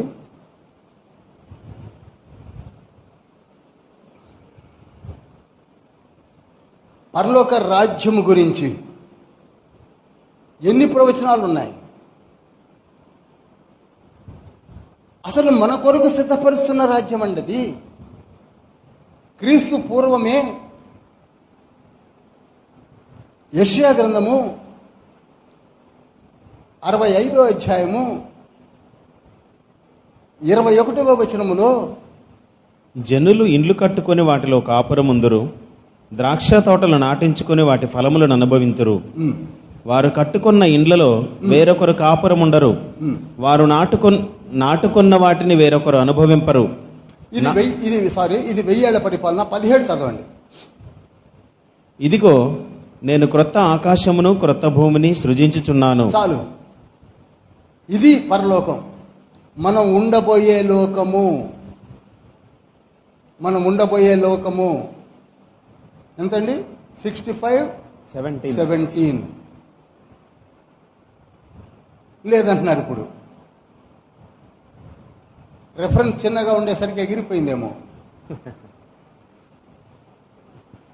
యెషయా గ్రంథము 66వ అధ్యాయము 22వ వచనము, నేను సృజింపబోవు క్రొత్త ఆకాశమును క్రొత్త భూమియు లయము కాక నా సన్నిధిని నిలిచినట్లు.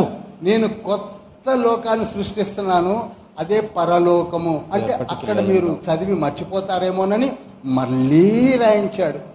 65లో రాయించాడు, 66లో రాయించాడు. అప్పటికీ మర్చిపోతామేమోనని 2వ పేతురు పత్రిక 3వ అధ్యాయము 13వ వచనంలో కూడా రాయించాడు. 2వ పేతురు పత్రిక 3వ అధ్యాయము 13వ వచనంలో, మనం ఆయన వాగ్దానమును బట్టి క్రొత్త ఆకాశముల కొరకును క్రొత్త భూమి కొరకును కనిపెట్టుచున్నాము. ఇక లేదని వస్తున్నారు. ఎలా వస్తున్నారండి? అందుకే కరుడుని పిలుచుతున్నది. పై కరుడు కాదు కావాల్సింది, కింద కరుడుని పట్టండి. అది ఇచ్చేది ఆత్మ తండ్రి. విని ఆ పిలుపుని విని ఎప్పుడైనా దాన్ని సపరేట్గా తీసుకుందాం ఆ సబ్జెక్ట్ని. అది రాసింది ఎవరో తెలుసా? కోరహ కుమారులు. 42 రాసింది కోరహ కుమారులే, 45 రాసింది కోరహ కుమారులే.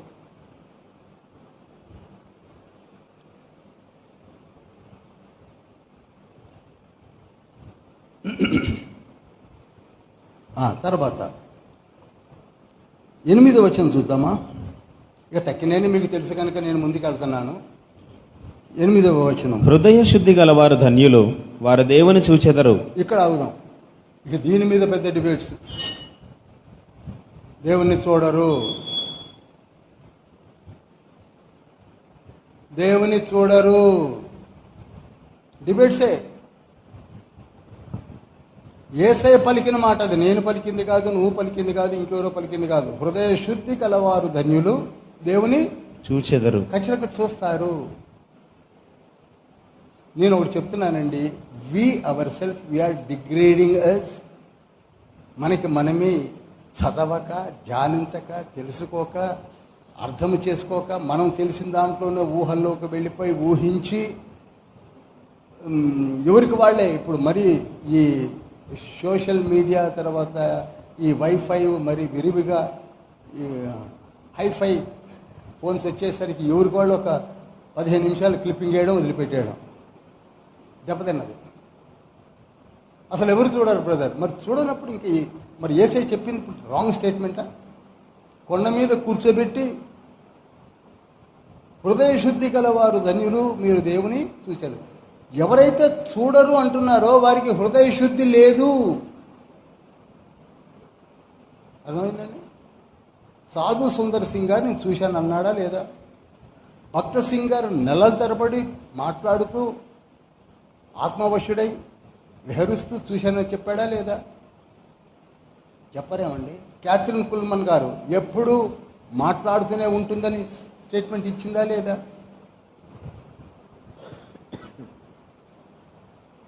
ఓరల్ రాబర్ట్స్ గారు నిత్యము తండ్రితో మాట్లాడుతున్నానని చెప్పేవాడా కాదా? చెప్పరేమండి. వీళ్ళందరూ తప్పుడు స్టేట్మెంట్లేనా? చెప్పరు. ఏ మానవుడు చూడట్లేదు అని చెప్తున్నారు ఇప్పుడు వీళ్ళందరూ. 18th and 19th సెంచరీలో ఉన్న వాళ్ళేగా. 1946లో ఉన్నాడు ఓరల్ రాబర్ట్స్ గారు, మొన్నటిదాకా ఉన్నాడు బిల్లీ గ్రహాం గారు. సాధు సుందర్ సింగ్ గారు 1946లో విజయవాడ, గుంటూరు ఆ ప్రాంతంలో పెద్ద పెద్ద క్రూసైడ్స్ కండక్ట్ చేసిన వాడు. ఆయన ఓపెన్గానే చెప్పాడు నేను చూశాను అని. భక్త సింగ్ గారు మొన్నటిదాకా ఉన్నాడు, ఆయన చూశాను అన్నాడు. దేవదాసాయి గారు ఓపెన్ స్టేట్మెంట్ ఇచ్చారు. మనం ఎవరిని నమ్మం, అది వేరే విషయం. మనమే నమ్ముకోము. అలా అయిపోయింది. చివరికి 10 నిమిషాలు పట్టుమని ప్రార్థన చేయలేని వారు చూడరానకపోతే ఏమంటారు? నీ ప్రార్థన ఎంత, నీవెంత? చూడరు బ్రదర్.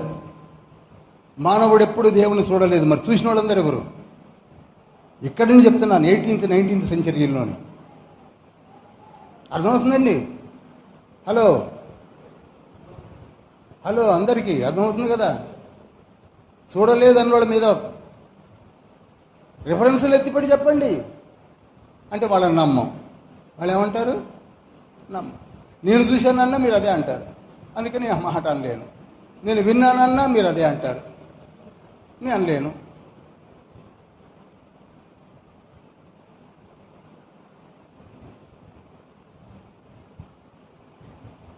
లేఖనాలు ఉన్నాయి కదా అనవచ్చు. ఆ లేఖనాలు ఉన్నవి వేరే సబ్జెక్ట్. అది సుప్రీం గార్డును చూడటం జరగదు అని చెప్పాడు. సుప్రీం గార్డ్ అనగా 5 యోహాను సువార్త 5:37లో యేసే పలికిన మాట ఏంటంటే, ఎవరైతే తేజస్సులో సమీపింపరాని తేజస్సులో ఉన్నారో వారిని చూడటం జరగదు, వారి స్వరం వినడం జరగదు అని చెప్పిన మాటని తీసుకుని వీటికి అన్వయిస్తున్నారు.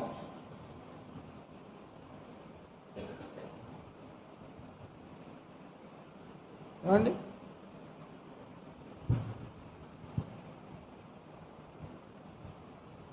హృదయ శుద్ధి గలవారు ధన్యులు. హృదయ శుద్ధి లేకపోతే నువ్వు దేవుణ్ణి అంతే.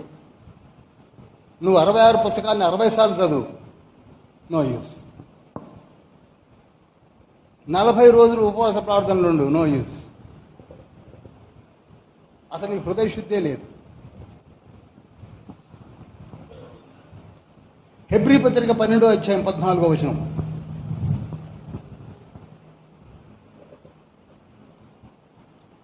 అందరితోనూ పరిశుద్ధత లేకుండా ఎవడునూ ప్రభువును చూడడు. చాలు. పరిశుద్ధత లేకుండా ఎవరును ప్రభువుని చూడడు. That's all. యేసయ్య చెప్పిన స్టేట్మెంట్కి ఇక్కడ పౌలు గారి నోట పలికించిన ఆత్మ స్టేట్మెంట్కి ఏం తేడా ఉందండి? పరిశుద్ధత కావాలి.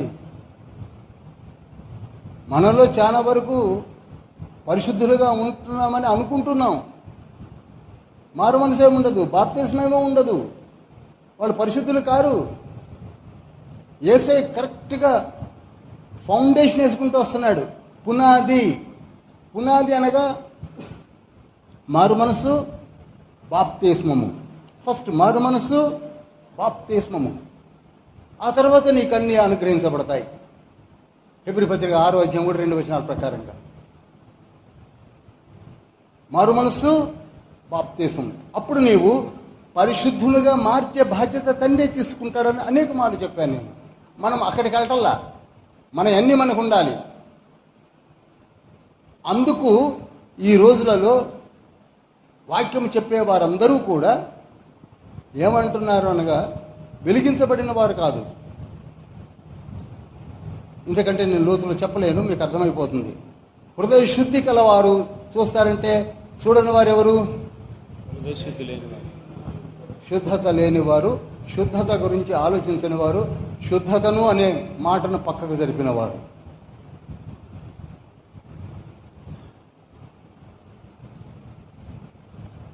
ఖచ్చితంగా చూస్తారు. ఏమండి, పౌలు శుద్ధత లేనప్పుడు ధర్మశాస్త్రం పట్టుకొని పెద్ద ధర్మశాస్త్రం పట్టుకొని గుర్రాలకి తిరిగినవాడు.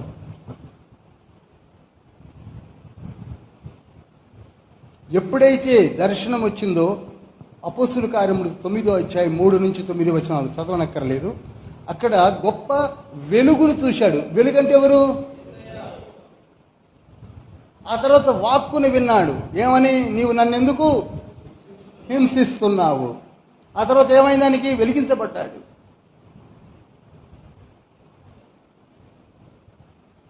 అది దివ్య దర్శనం కాదా? యేసయ్యను చూశానని చెప్తున్నాడుగా.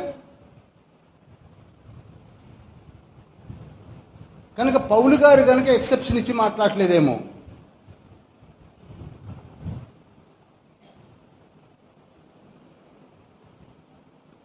అపోస్తుల కార్యములు 18వ అధ్యాయం 9వ వచనంలో ఏమనుంది? రాత్రివేళ దర్శనమందు ప్రభువు, నీవు భయపడక మాట్లాడము, మౌనముగాను ఉండకము, నేను నీకు తోడై ఉన్నాను అని. మళ్ళీ రాత్రివేళ దర్శనమందు ప్రభువు, అక్కడనే కొంచెం ఎక్కువ ఫామ్ అవుతుంది. రాత్రి వేళ కొంచెం దూరం పెట్టుకోండి మైక్ని. దర్శనమందు ప్రభువు కనపడుతున్నాడు. ఎవరు కనపడుతున్నారు? దేవుడు. ఎవరికి? ఇది నమ్ముతామా? ఈరోజు రాత్రి నాకు ప్రభు కనపడ్డారంటే మీరందరూ ఒకటేసారి నవ్వి లేచి వెళ్ళిపోతారు. క్యాలీఫ్లవర్ పెట్టేస్తున్నాడని. కానీ చూశానంటున్నాడు. You stay here and work for me.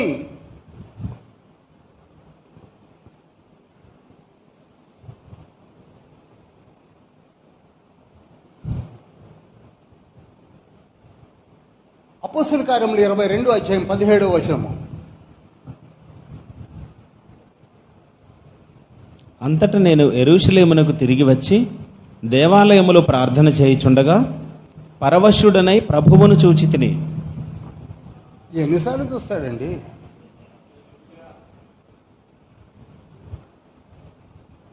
ఎన్నిసార్లు చెప్పండి? పరవశుడనై ప్రభువుని చూచి తిని.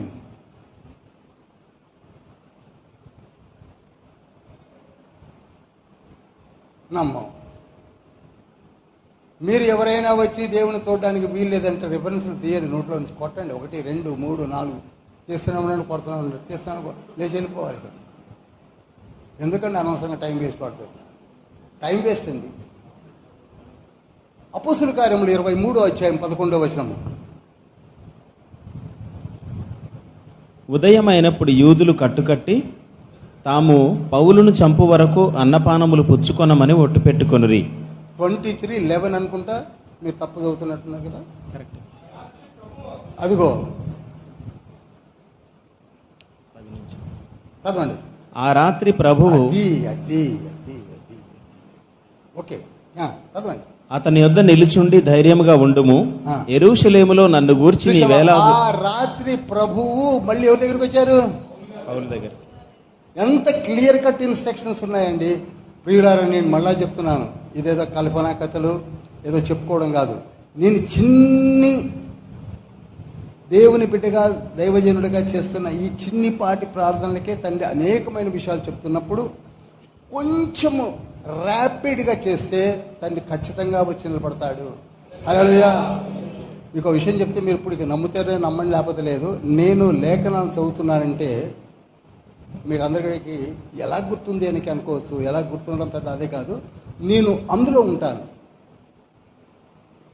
అపోస్తుల కార్యములలో వాళ్ళతో పాటు నేను తిరుగుతుంటాను. నిర్గమకాండంలో ఆ అరణ్యకాండంలో నేను తిరుగుతుంటాను. ప్రకటన గ్రంథంలో ఆ యోహాను భక్తుడితో నేను తిరుగుతుంటాను. అందుకు పరకాయ చేస్తున్నాను కనుక ప్రతి విషయము నాకు క్షుణ్ణంగా తెలియచేస్తూ ఆత్మ తండ్రి కూడా సహాయపడుతున్నాడు. హల్లెలూయా. ఇప్పుడు అందుకే నేనేమంటున్నానంటే నాకున్న చిన్న దాన్ని ఏమంటారు అనుభవము సాక్ష్యము చెప్తున్నది ఏంటంటే, పరకాయ చేయండి. అది చేయట్లే మీరు. మలాఖీలో ఉంటా. మనకేమర్థమైంది? మలాఖీలో నువ్వు ఉండాలి. అపొస్తలుల కార్యంలో వాడితో నువ్వు ఉండాలి. ఇప్పుడు ఎన్నిసార్లు మనం పౌలు గారు చూశానంటున్నాడు, ఎన్ని మర్మాలు రాయగలిగాడు. 2 కొరింథీ పత్రిక 12వ అధ్యాయం 1, 2, 3, 4 వచనాల్లో కూడా ఏమన్నాడు? నేను 3వ ఆకాశమైన పరదేశంలోకి వెళ్ళి తిని అక్కడ ఎవరిని చూశాను అన్నాడు? క్రీస్తు ప్రభువును నేను చూశానని విట్నెస్ ఇస్తున్నాడు కదా. ఇక్కడికి యేసయ్య రావడం ఏమండి? ఇక్కడికి ఎవరు వస్తున్నారు? ఆయన దగ్గరికి యేసయ్య రావడం. ఇప్పుడు ఈయన యేసయ్య దగ్గరికి వెళ్ళాడు. ఈ అనుభవం ఎలా ఉంది చెప్పండి? భూమి మీద ఉన్న పౌలు దగ్గరికి యేసయ్య వచ్చి కనపడము ఒక ఎత్తు అయితే, ఇదంతా ఎందుకు, నువ్వే నా దగ్గర రా అని తీసుకొని వెళ్ళాడు. యోహాను తీసుకొని వెళ్ళాడు. ఇక దానియేలు గురించి నేను చెప్పాల్సిన అవసరమే లేదు మీకు. మనమేమో ఎంత మాయకంగా ఎల్కేజీ పిల్లల్లాగా, సండే స్కూల్ పిల్లల్లాగా చూడరు బ్రదర్, దేవుణ్ణి చూడరు బ్రదర్.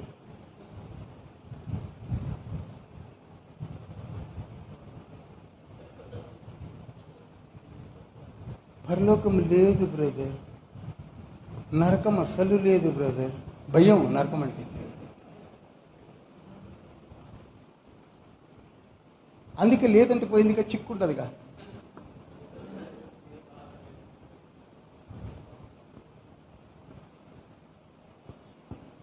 తొమ్మిది ధన్యతలు తర్వాత చదవండి. ఇక ఆ తర్వాత 13వ వచనాన్ని 5:13. మీరు లోకమునకు ఉప్పై ఉన్నారు. ఉప్పు నిస్సారమైతే అది దేని వలన సారం పొందును? అది చాలండి.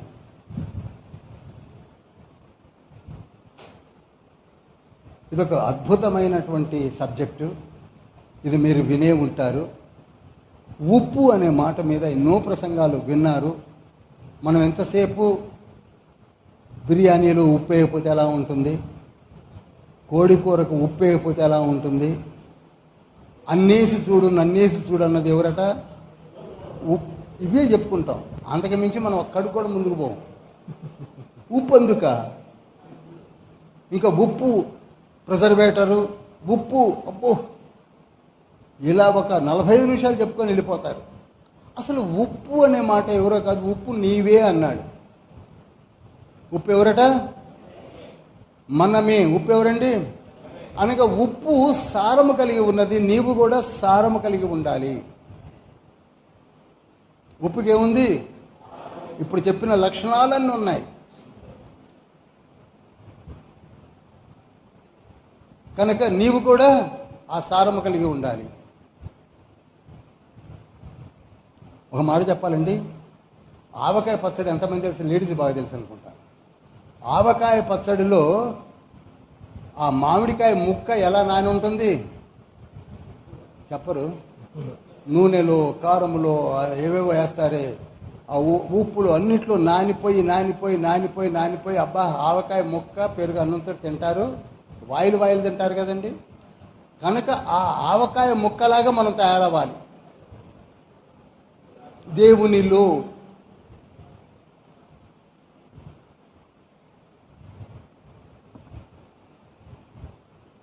అప్పుడు నువ్వు దేవుణ్ణి చూస్తావు, పరలోకాన్ని చూస్తావు.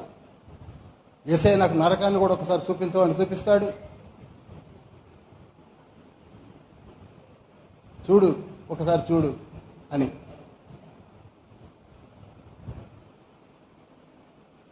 ఎవరు కావాలంటే వారిని చూపిస్తాడు తండ్రి. పౌలు గారు చూపించారు కదా. పౌలేంటి చాలామంది చూశారు. దానియేలు చూడాల, దానియేలు ఎక్కడికో వెళ్ళాడు, జకర్యా ఎక్కడికో వెళ్ళాడు. ఆయన టైం మిషన్లో వెళ్ళిపోయారు, వాళ్ళు ఎక్కడికో వెళ్ళిపోయారు, 2 days దాకా వెళ్ళిపోయారు. మనమే అది లేదు ఇది లేదు అనుకుంటే హాయి కూర్చున్నాం. అసలు బైబిల్ స్టడీ చేయలేకపోతున్నాం సరిగ్గా. కనుక మీరు ఉప్పై ఉన్నారు.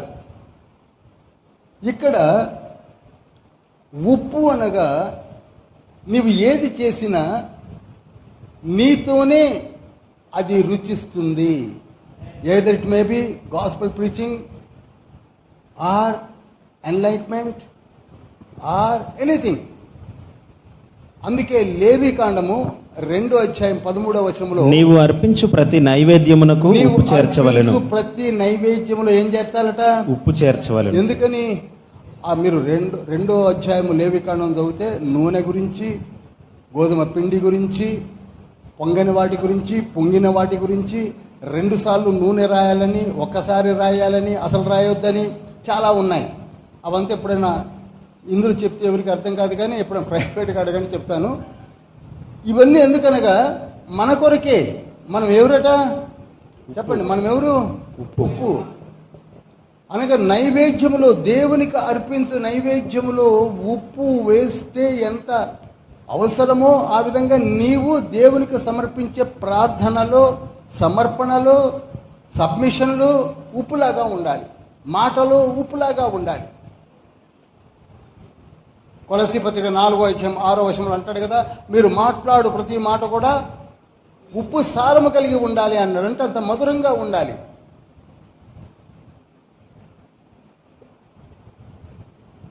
అయితే ఇదే ఉప్పు సారము కోల్పోతే బయట పారేసి తొక్కడానికి కూడా పనికిరాదు.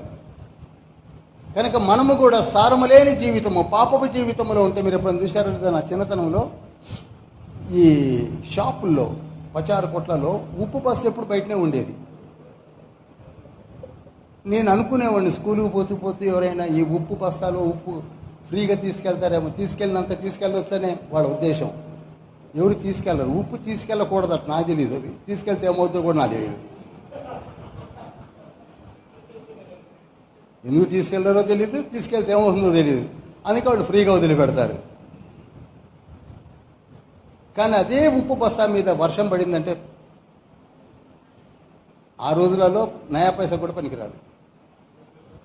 కనుక నిస్సారమైన ఉప్పు ఎంత పనికిరానిది అవుతుందో, మనము కూడా ఆత్మీయ స్థితి లేని బ్రతుకు పనికిరానిదే.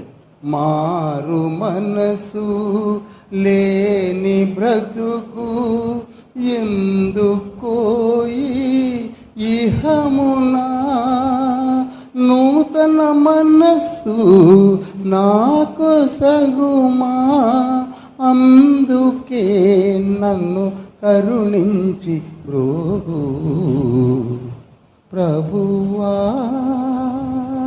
దేవా ప్రేమ రూపివయా, పాపినని నన్ను పిలచితివా.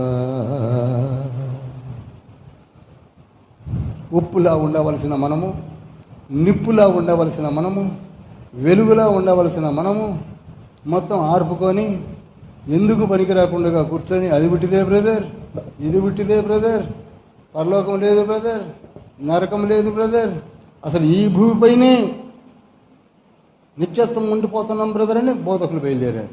అరే ఈ భూమి కొంతకాలం తర్వాత కనపడదు అని ప్రకటన గ్రంథము 20:11 అంతటా దేవుని సముఖములో నుండి భూమి ఆకాశములు తొలగిపోయాను. ఈ భూమి పైన ఏమీ లేకుండా తొలగిపోయిన తర్వాత మనం తీర్పు సింహాసనం ముందు నిలబడి పరలోకంలోనికి వెడతామనే లేఖనములు స్పష్టంగా ఉంటే, ఇక్కడనే ఉంటాం, ఇక్కడనే బాంబు తింటాం, ఇక్కడనే సమస్తం ఉంది, ఇక్కడనే అంతా ఉంది, ఇక్కడనే ఏంటో మరి ఐ డోంట్ నో.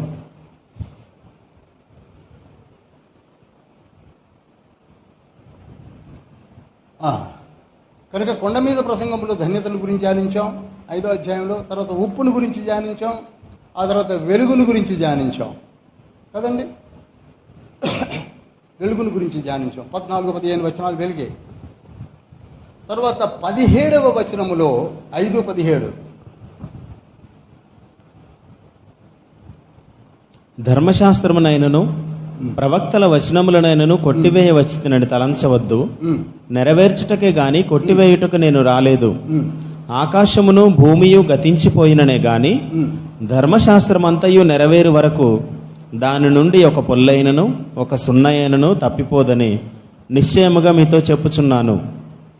ఎంత నిశ్చయంగా చెప్తున్నాడు తండ్రి. ఇప్పుడు ఈ మాటలు పూర్తిగా పక్క జరిపి, బ్రదర్ ధర్మశాస్త్రం కొట్టేశారు, అసలు అవసరమే లేదు. ఎటువంటి స్టేట్మెంట్ అండి? ధర్మశాస్త్రమే కొట్టేశారు, ధర్మశాస్త్రం అవసరము లేదు.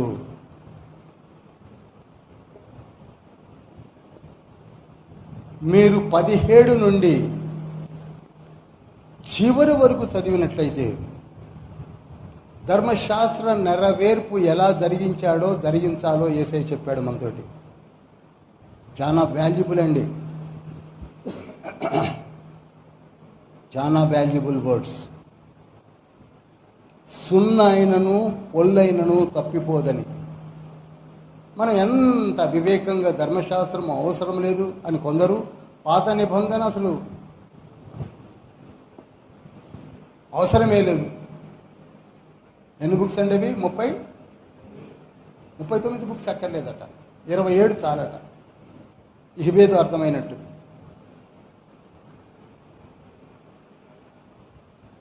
యేసయ్య అంటున్నాడు, అక్కడ మీరు జాగ్రత్తగా ఆలోచిస్తే ధర్మశాస్త్రంలో ఉన్న ప్రతి ఆజ్ఞను ఏ విధంగా పాటించాలో వివరించాడు. ప్రతి ఆజ్ఞ,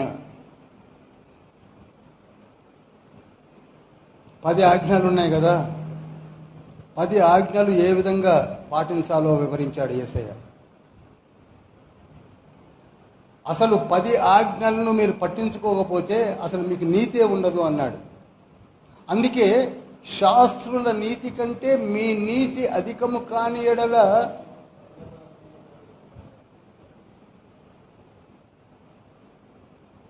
శాస్త్రుల నీతి కంటే మీ నీతి అధిక. అంటే ఇప్పుడు మన నీతి వాళ్ళు చెప్పేది వీళ్ళు చెప్పేదని మనం వింటా కూర్చున్నాం, కానీ వారికంటే ఎక్కువైన నీతి నీకు వెనకనే చెప్పాడు.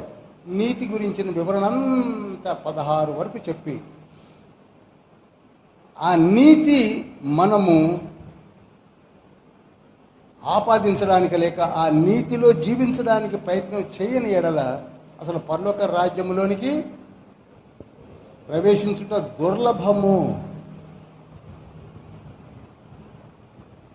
వీటిని పట్టించుకోవట్లేదు మనం సీరియస్గా.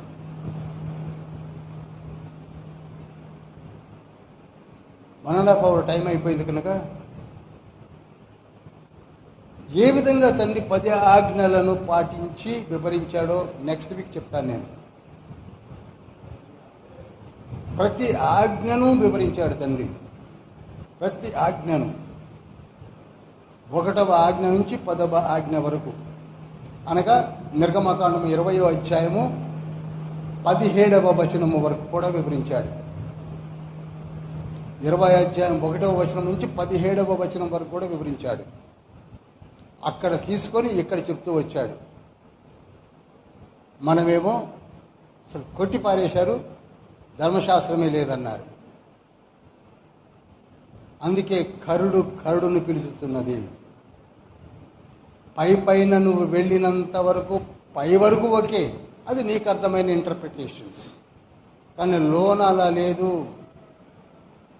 లోన వేరుగా ఉన్నాయి, ప్రతి లేఖనము లోన వేరుగా ఉన్నది. దాన్ని కనిపెట్టిన వాడే కోరాహు కుమారులు ఎల్కానా, అస్సీరు, అబియాసాపు అనే 3 సంఖ్యాకాండము 16వ అధ్యాయము 32లో చనిపోవలసిన వారు చనిపోకుండగా ఎందుకు బ్రతికి 11 కీర్తనలు రాశారో తెలుసా? వారు ఎక్కడున్నారు చెప్పండి? వెలుగును ఆనుకొని దేవుని బలిపీఠం దగ్గర పిచ్చుకల వలె ఉన్నారు. ఎక్కడున్నారండి? పిచ్చుకల వలె ఉన్నారు. చూడండి ఒకసారి, దీంతో ముగించేస్తాను. 84వ కీర్తన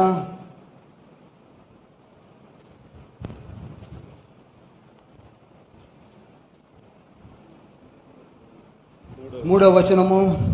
సైన్యములకు అధిపతివగు యెహోవా, నా రాజా, నా దేవా, నీ బలిపీఠమునొద్దనే పిచ్చుకలకు నివాసము దొరికెను, పిల్లలు పెట్టుటకు వానకోవెలకు గూటి స్థలము దొరికెను.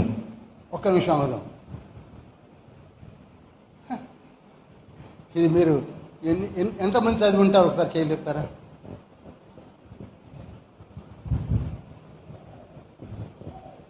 దీనిలో కూడా మూలికన ఎలా తినొచ్చో చెప్తా. మళ్ళీ ఒకసారి చదవండి. సైన్యములకు అధిపతివగు యెహోవా, నా రాజా, నా దేవా, నీ బలిపీఠమునొద్దనే పిచ్చుకలకు నివాసము దొరికెను, పిల్లలు పెట్టుటకు వానకోవెలకు గూటి స్థలము దొరికెను. ఇంగ్లీష్ వర్షన్ NLTలో వేరుగా వాడాడు, స్పారో అని. సరే, పిచ్చుక కంటే చిన్న పక్షే వానకోవెల. పిచ్చుకే చిన్నది. పిచ్చుకలు నేను బాగా చూశాను. పిచ్చుకల కంటే చిన్నగుండి పిచ్చుక తోకంటే పెద్దగా ఉంటుంది. మీరు చూశారు? ఎంతమంది చూశారు? సేమ్ పిచ్చుకలానే ఉంటుంది, కానీ ఇంకా చిన్నగా ఉంటుంది, తోక పొడుగ్గా ఉంటుంది. ఆకారము, షేపు, ఎగరడం అంతా పిచ్చుకలానే ఉంటుంది. అనగా కోరహ కుమారులు అయినటువంటి ముగ్గురు, మా నాన్న చేసిన తప్పు, మా వాళ్ళు చేసిన తప్పు సంగతి అలా పక్కకు ఉంచి, మేము మాత్రము ఎక్కడికి వచ్చినారట? బలిపీఠము దగ్గర గూటి స్థలాన్ని సంపాదించుకున్నారు. హల్లెలూయా. మనము కూడా మన పితరులు చేసిన తప్పులు వదిలేద్దాం. తండ్రో తల్లో ఎవరో మా తాతలు వదిలేద్దాం. కోరహ కుమారులాగా నీవు నేను ఇప్పుడు ఎక్కడ మనం పోయి చేరాలి? బలిపీఠం దగ్గరికి పోయి చేరాలి. పోయి చేరి అక్కడ పిల్లల్ని పెట్టుకోవాలి. అనగా నీ గర్భఫలముని ఎవరి దగ్గర పెట్టుకోవాలట? దేవుని దగ్గర, దేవుని బలిపీఠం దగ్గర. ఇది జరిగే పనేనా? అనగా అక్కడ కోరహ కుమారులు రాసిన లేఖనము అడుగు ఏమిటంటే, చూడండి,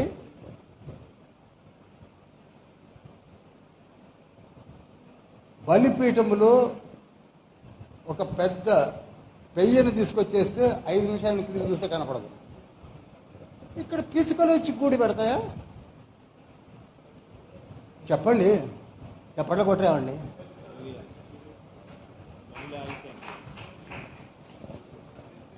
ఈజ్ ఇట్ పాసిబుల్? నీ బలిపీఠం యొద్ద నేను గూడు కట్టుకొని పిల్లల్ని పెట్టుకుంటానంటే బలిపీఠం యొక్క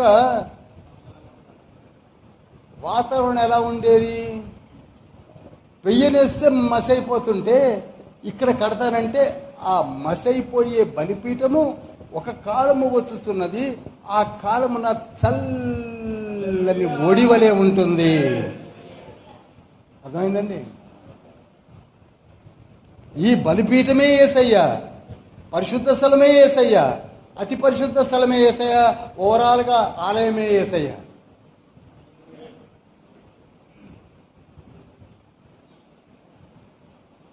కనుక ఇప్పుడు మేము ఏ విధంగా జీవించామో, ఎలా జీవించామో, మా పితరులు ఎలా జీవించారో నాకు తెలియదు, కానీ మేమైతే ఎక్కడికి వచ్చారేమో ఇప్పుడు? చిన్ని పిచ్చుకలు. ఒక కాసుకు 2 పిచ్చుకలు దొరుకుతాయని చెప్పాడు కదండి మత్తయి సువార్త 10వ అధ్యాయం 31వ వచనంలో. ఒక కాసుకే 2 పిచ్చుకలు దొరికితే ఆ 2 పిచ్చుకలు కూడా వచ్చి ఇక్కడ కూర్చొని గూళ్ళు పెట్టుకుంటున్నాయి. పిచ్చుకలు వచ్చి గూళ్ళు పెట్టుకుంటున్నాయి, కానీ మనకి మాత్రం బుద్ధి రావడం లేదు ఇక్కడికి వెళదామని. అంత చక్కటి ఒడి, తల్లి ఒడి, యేసయ్య ఒడి, దాన్ని రాసుకున్నాడు అక్కడ. మామూలుడు కాదండి కోరహ కుమారులు. 10వ వచనంలో ఏమన్నారు మాస్టర్ గారు? 84:10.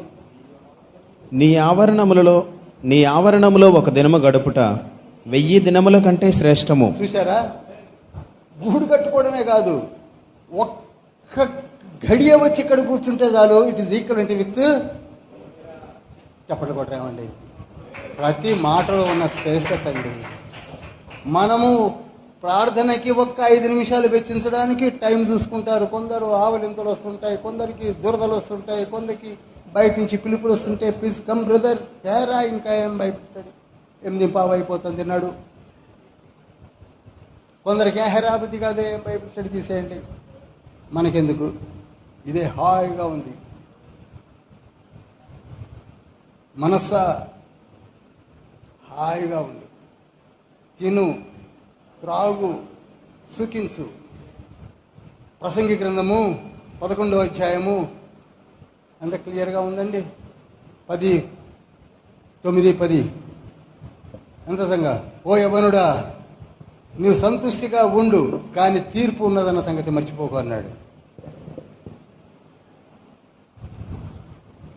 ప్రియులారా, ప్రభు పలికిన మాట ఏమిటనగా, నీవు ఏ విధంగా ఉండాలి? వానకోవెలల వలె, పిచ్చుకల వలె. ఎక్కడికి రావాలి మనం? ప్రభు యొద్దకు రావాలి. చేతులైతే ఒకసారి ప్రభువుని మహింపడదాం. హల్లెలూయా, హల్లెలూయా, హల్లెలూయా. అందరం లేచి నిలబడదాం. హల్లెలూయా, హల్లెలూయా.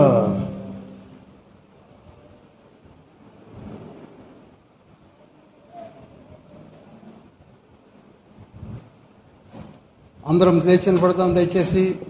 ఇది అతి ప్రశస్తమైనటువంటి సమయము. ప్రభు మనతో మాట్లాడాడు. నీవు వెలుగును చూశావు, వెలిగించబడ్డావు. ఆ వెలుగు అన్యజనుల మధ్య ఒక గొప్ప వెలుగును ప్రసరము చేయవలసి ఉంది. ఆ తర్వాత నీవు పరిచర్య అనగా ఉపదేశకులుగా, పరిచారకులుగా అనేకులకు ఈ మాటలను చెప్పి వెలిగించాలి అని చెప్పాడు. అందుకే మీరు వెలుగై ఉన్నారు అన్నాడు.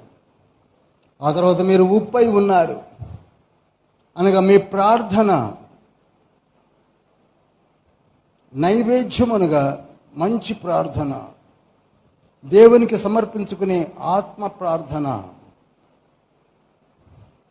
మార్కు సువార్త 12వ అధ్యాయం 30వ వచనంలో ప్రభు అన్నాడు, మీ పూర్ణ ఆత్మతో, పూర్ణ మనసుతో, పూర్ణ బలముతో మీరు ప్రార్థన చేయాలి, ప్రేమించాలి ప్రభువుని. ఉప్పు వలె నీ జీవితం ఉండాలి. ఉప్పు వలె నీవు సారము కలిగి ఉండాలి.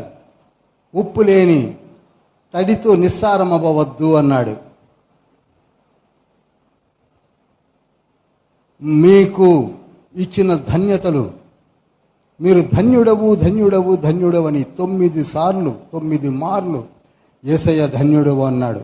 ఇంత గొప్ప ధన్యత కలిగినటువంటి జీవితాన్ని ధన్యతతో స్వీకరించి టీవీగా ప్రభువు పాదముల చెంత కోరాహు కుమారుల వలె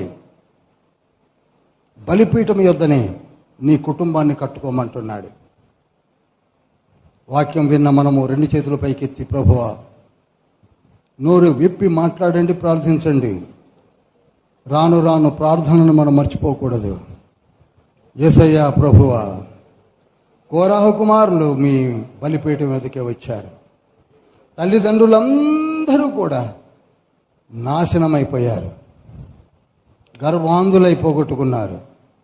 కానీ మేము మాత్రము మీ బలిపీఠం యొద్దనే మా పిల్లలను, మా జీవితాన్ని కట్టుకుంటున్నాం. ఈనాడు మేము కూడా ప్రభువా మీ బలిపీఠం యొద్దనే మా జీవితాన్ని కట్టుకుంటాము. మేము ఉప్పు వలె ఉంటాము, మేము నిప్పు వలె ఉంటాము, మేము వెలుగై ఉంటాము. మీరు వెలిగించిన రీతిలో వెలిగించబడతాము. అనేక ప్రాంతములకు ఈ వెలుగును తీసుకొని వెళతాము, అనేకులను వెలిగిస్తాము.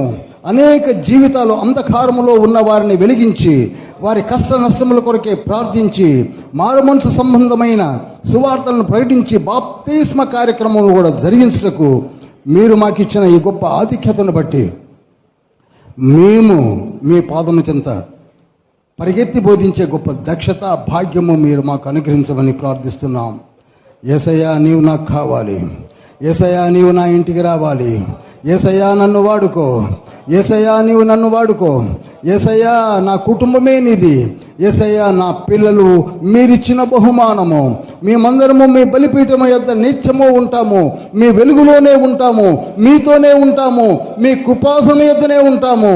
మేము మీ వారలము, మీ బిడ్డలము, మీ పుత్రికలము, మేము మీ కుమారులము. ఆశీర్వదించండి ప్రభువా, ఆశీర్వదించండి తండ్రి, ఆశీర్వదించండి ప్రభువా. హల్లెలూయా, హల్లెలూయా, హల్లెలూయా, హల్లెలూయా, హల్లెలూయా.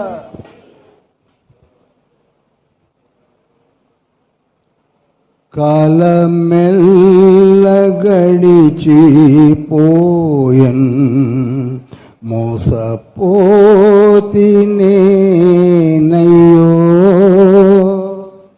గడిచినాటి కాలమైతే ఏడ్చినాను రాదది.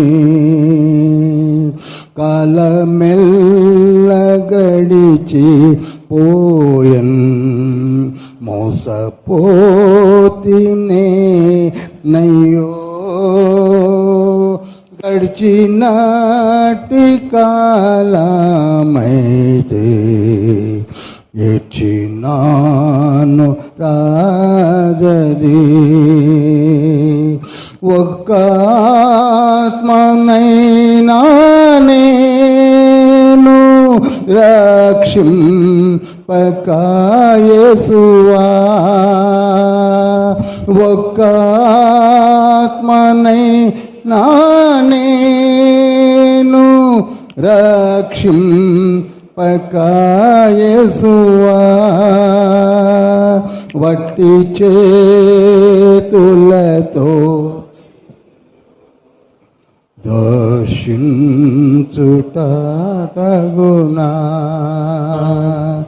వట్టి చేతులతో నిన్ను రేపటి దినమున నీవు తీర్పు సింహాసనం ముందు నిలబడ్డప్పుడు యేసయ్యా, ఇదిగో నేను ఈ వెలిగించాను, ఇదిగో ఈ బిడ్డలకు నీ సువార్తను ప్రకటించాను, ఇదిగో చీకటిలో ఉన్న ప్రదేశాలకు నేను వెళ్ళాను, ఈ సువార్తను ప్రకటించాను, నేను ఉప్పుగా మారాను, అందరినీ ఉప్పుగా ఉండాలని బోధించానని చెప్పే స్థితిలో నీవు ఉండాలి.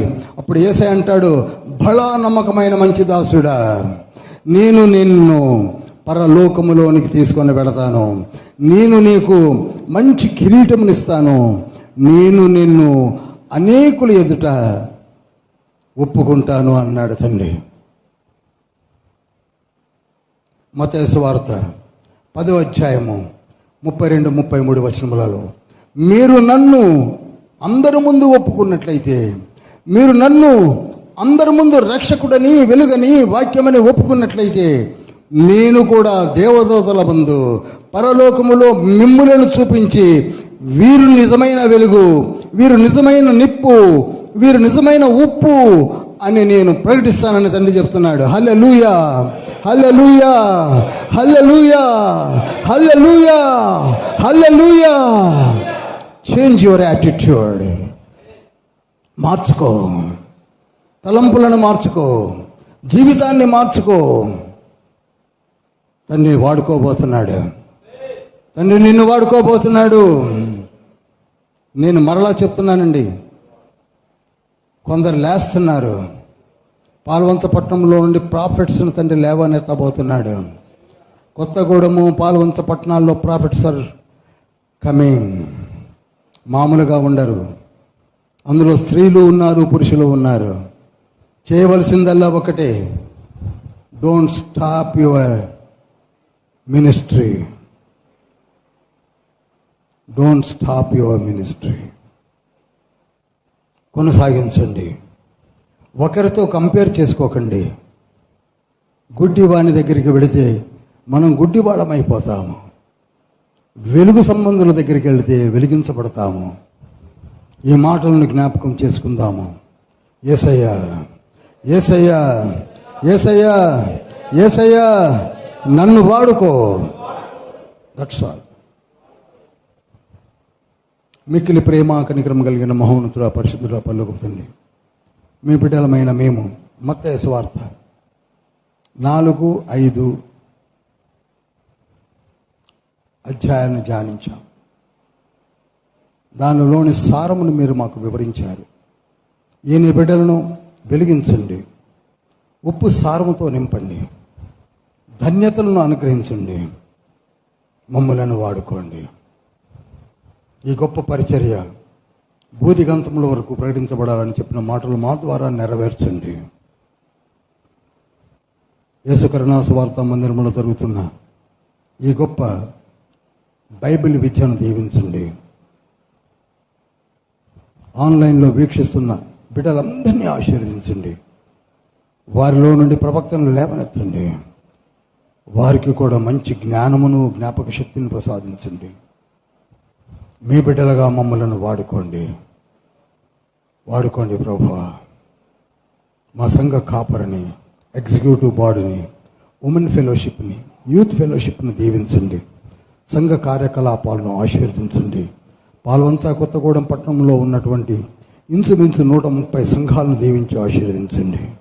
చుట్టుపక్కల తెలుగు రాష్ట్రాల్లో ఉన్న సంఘాలను దీవించండి. మీ బిడ్డలమైన మాకు మీ కృప, కనికరములు, మీ శక్తి, బలము కావాలి. మమ్మలను హింసించు వారు అనేకులు బయలుదేరుతున్నారు, కానీ మీకే అప్పచెప్తున్నాం. మీరే వారిని సహృదయతో, మేమందరము సహోదరుల వలె మీ ప్రేమను పొందుకొని మేమందరము మారి పరలోక రాజ్యములోనికి వచ్చినట్లుగా మమ్మలను వాడుకొని నిత్య రాజ్యమును కట్టమని యేసయ్య పరిశుద్ధ నామములో అతి వినయంతో వేడుకుంటున్నాం పరమ తండ్రి, ఆమేన్. పరలోకమందు ఉన్న మా తండ్రి, నీ నామం పరిశుద్ధపరచబడును గాక. నీ రాజ్యము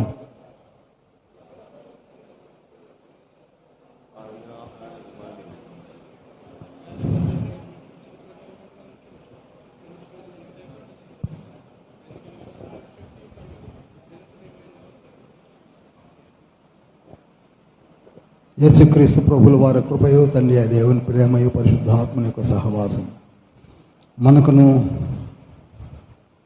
సార్వత్రిక సంఘమునకు ప్రపంచములకు నిత్యము తోడై నీడై ఉండునుగాక.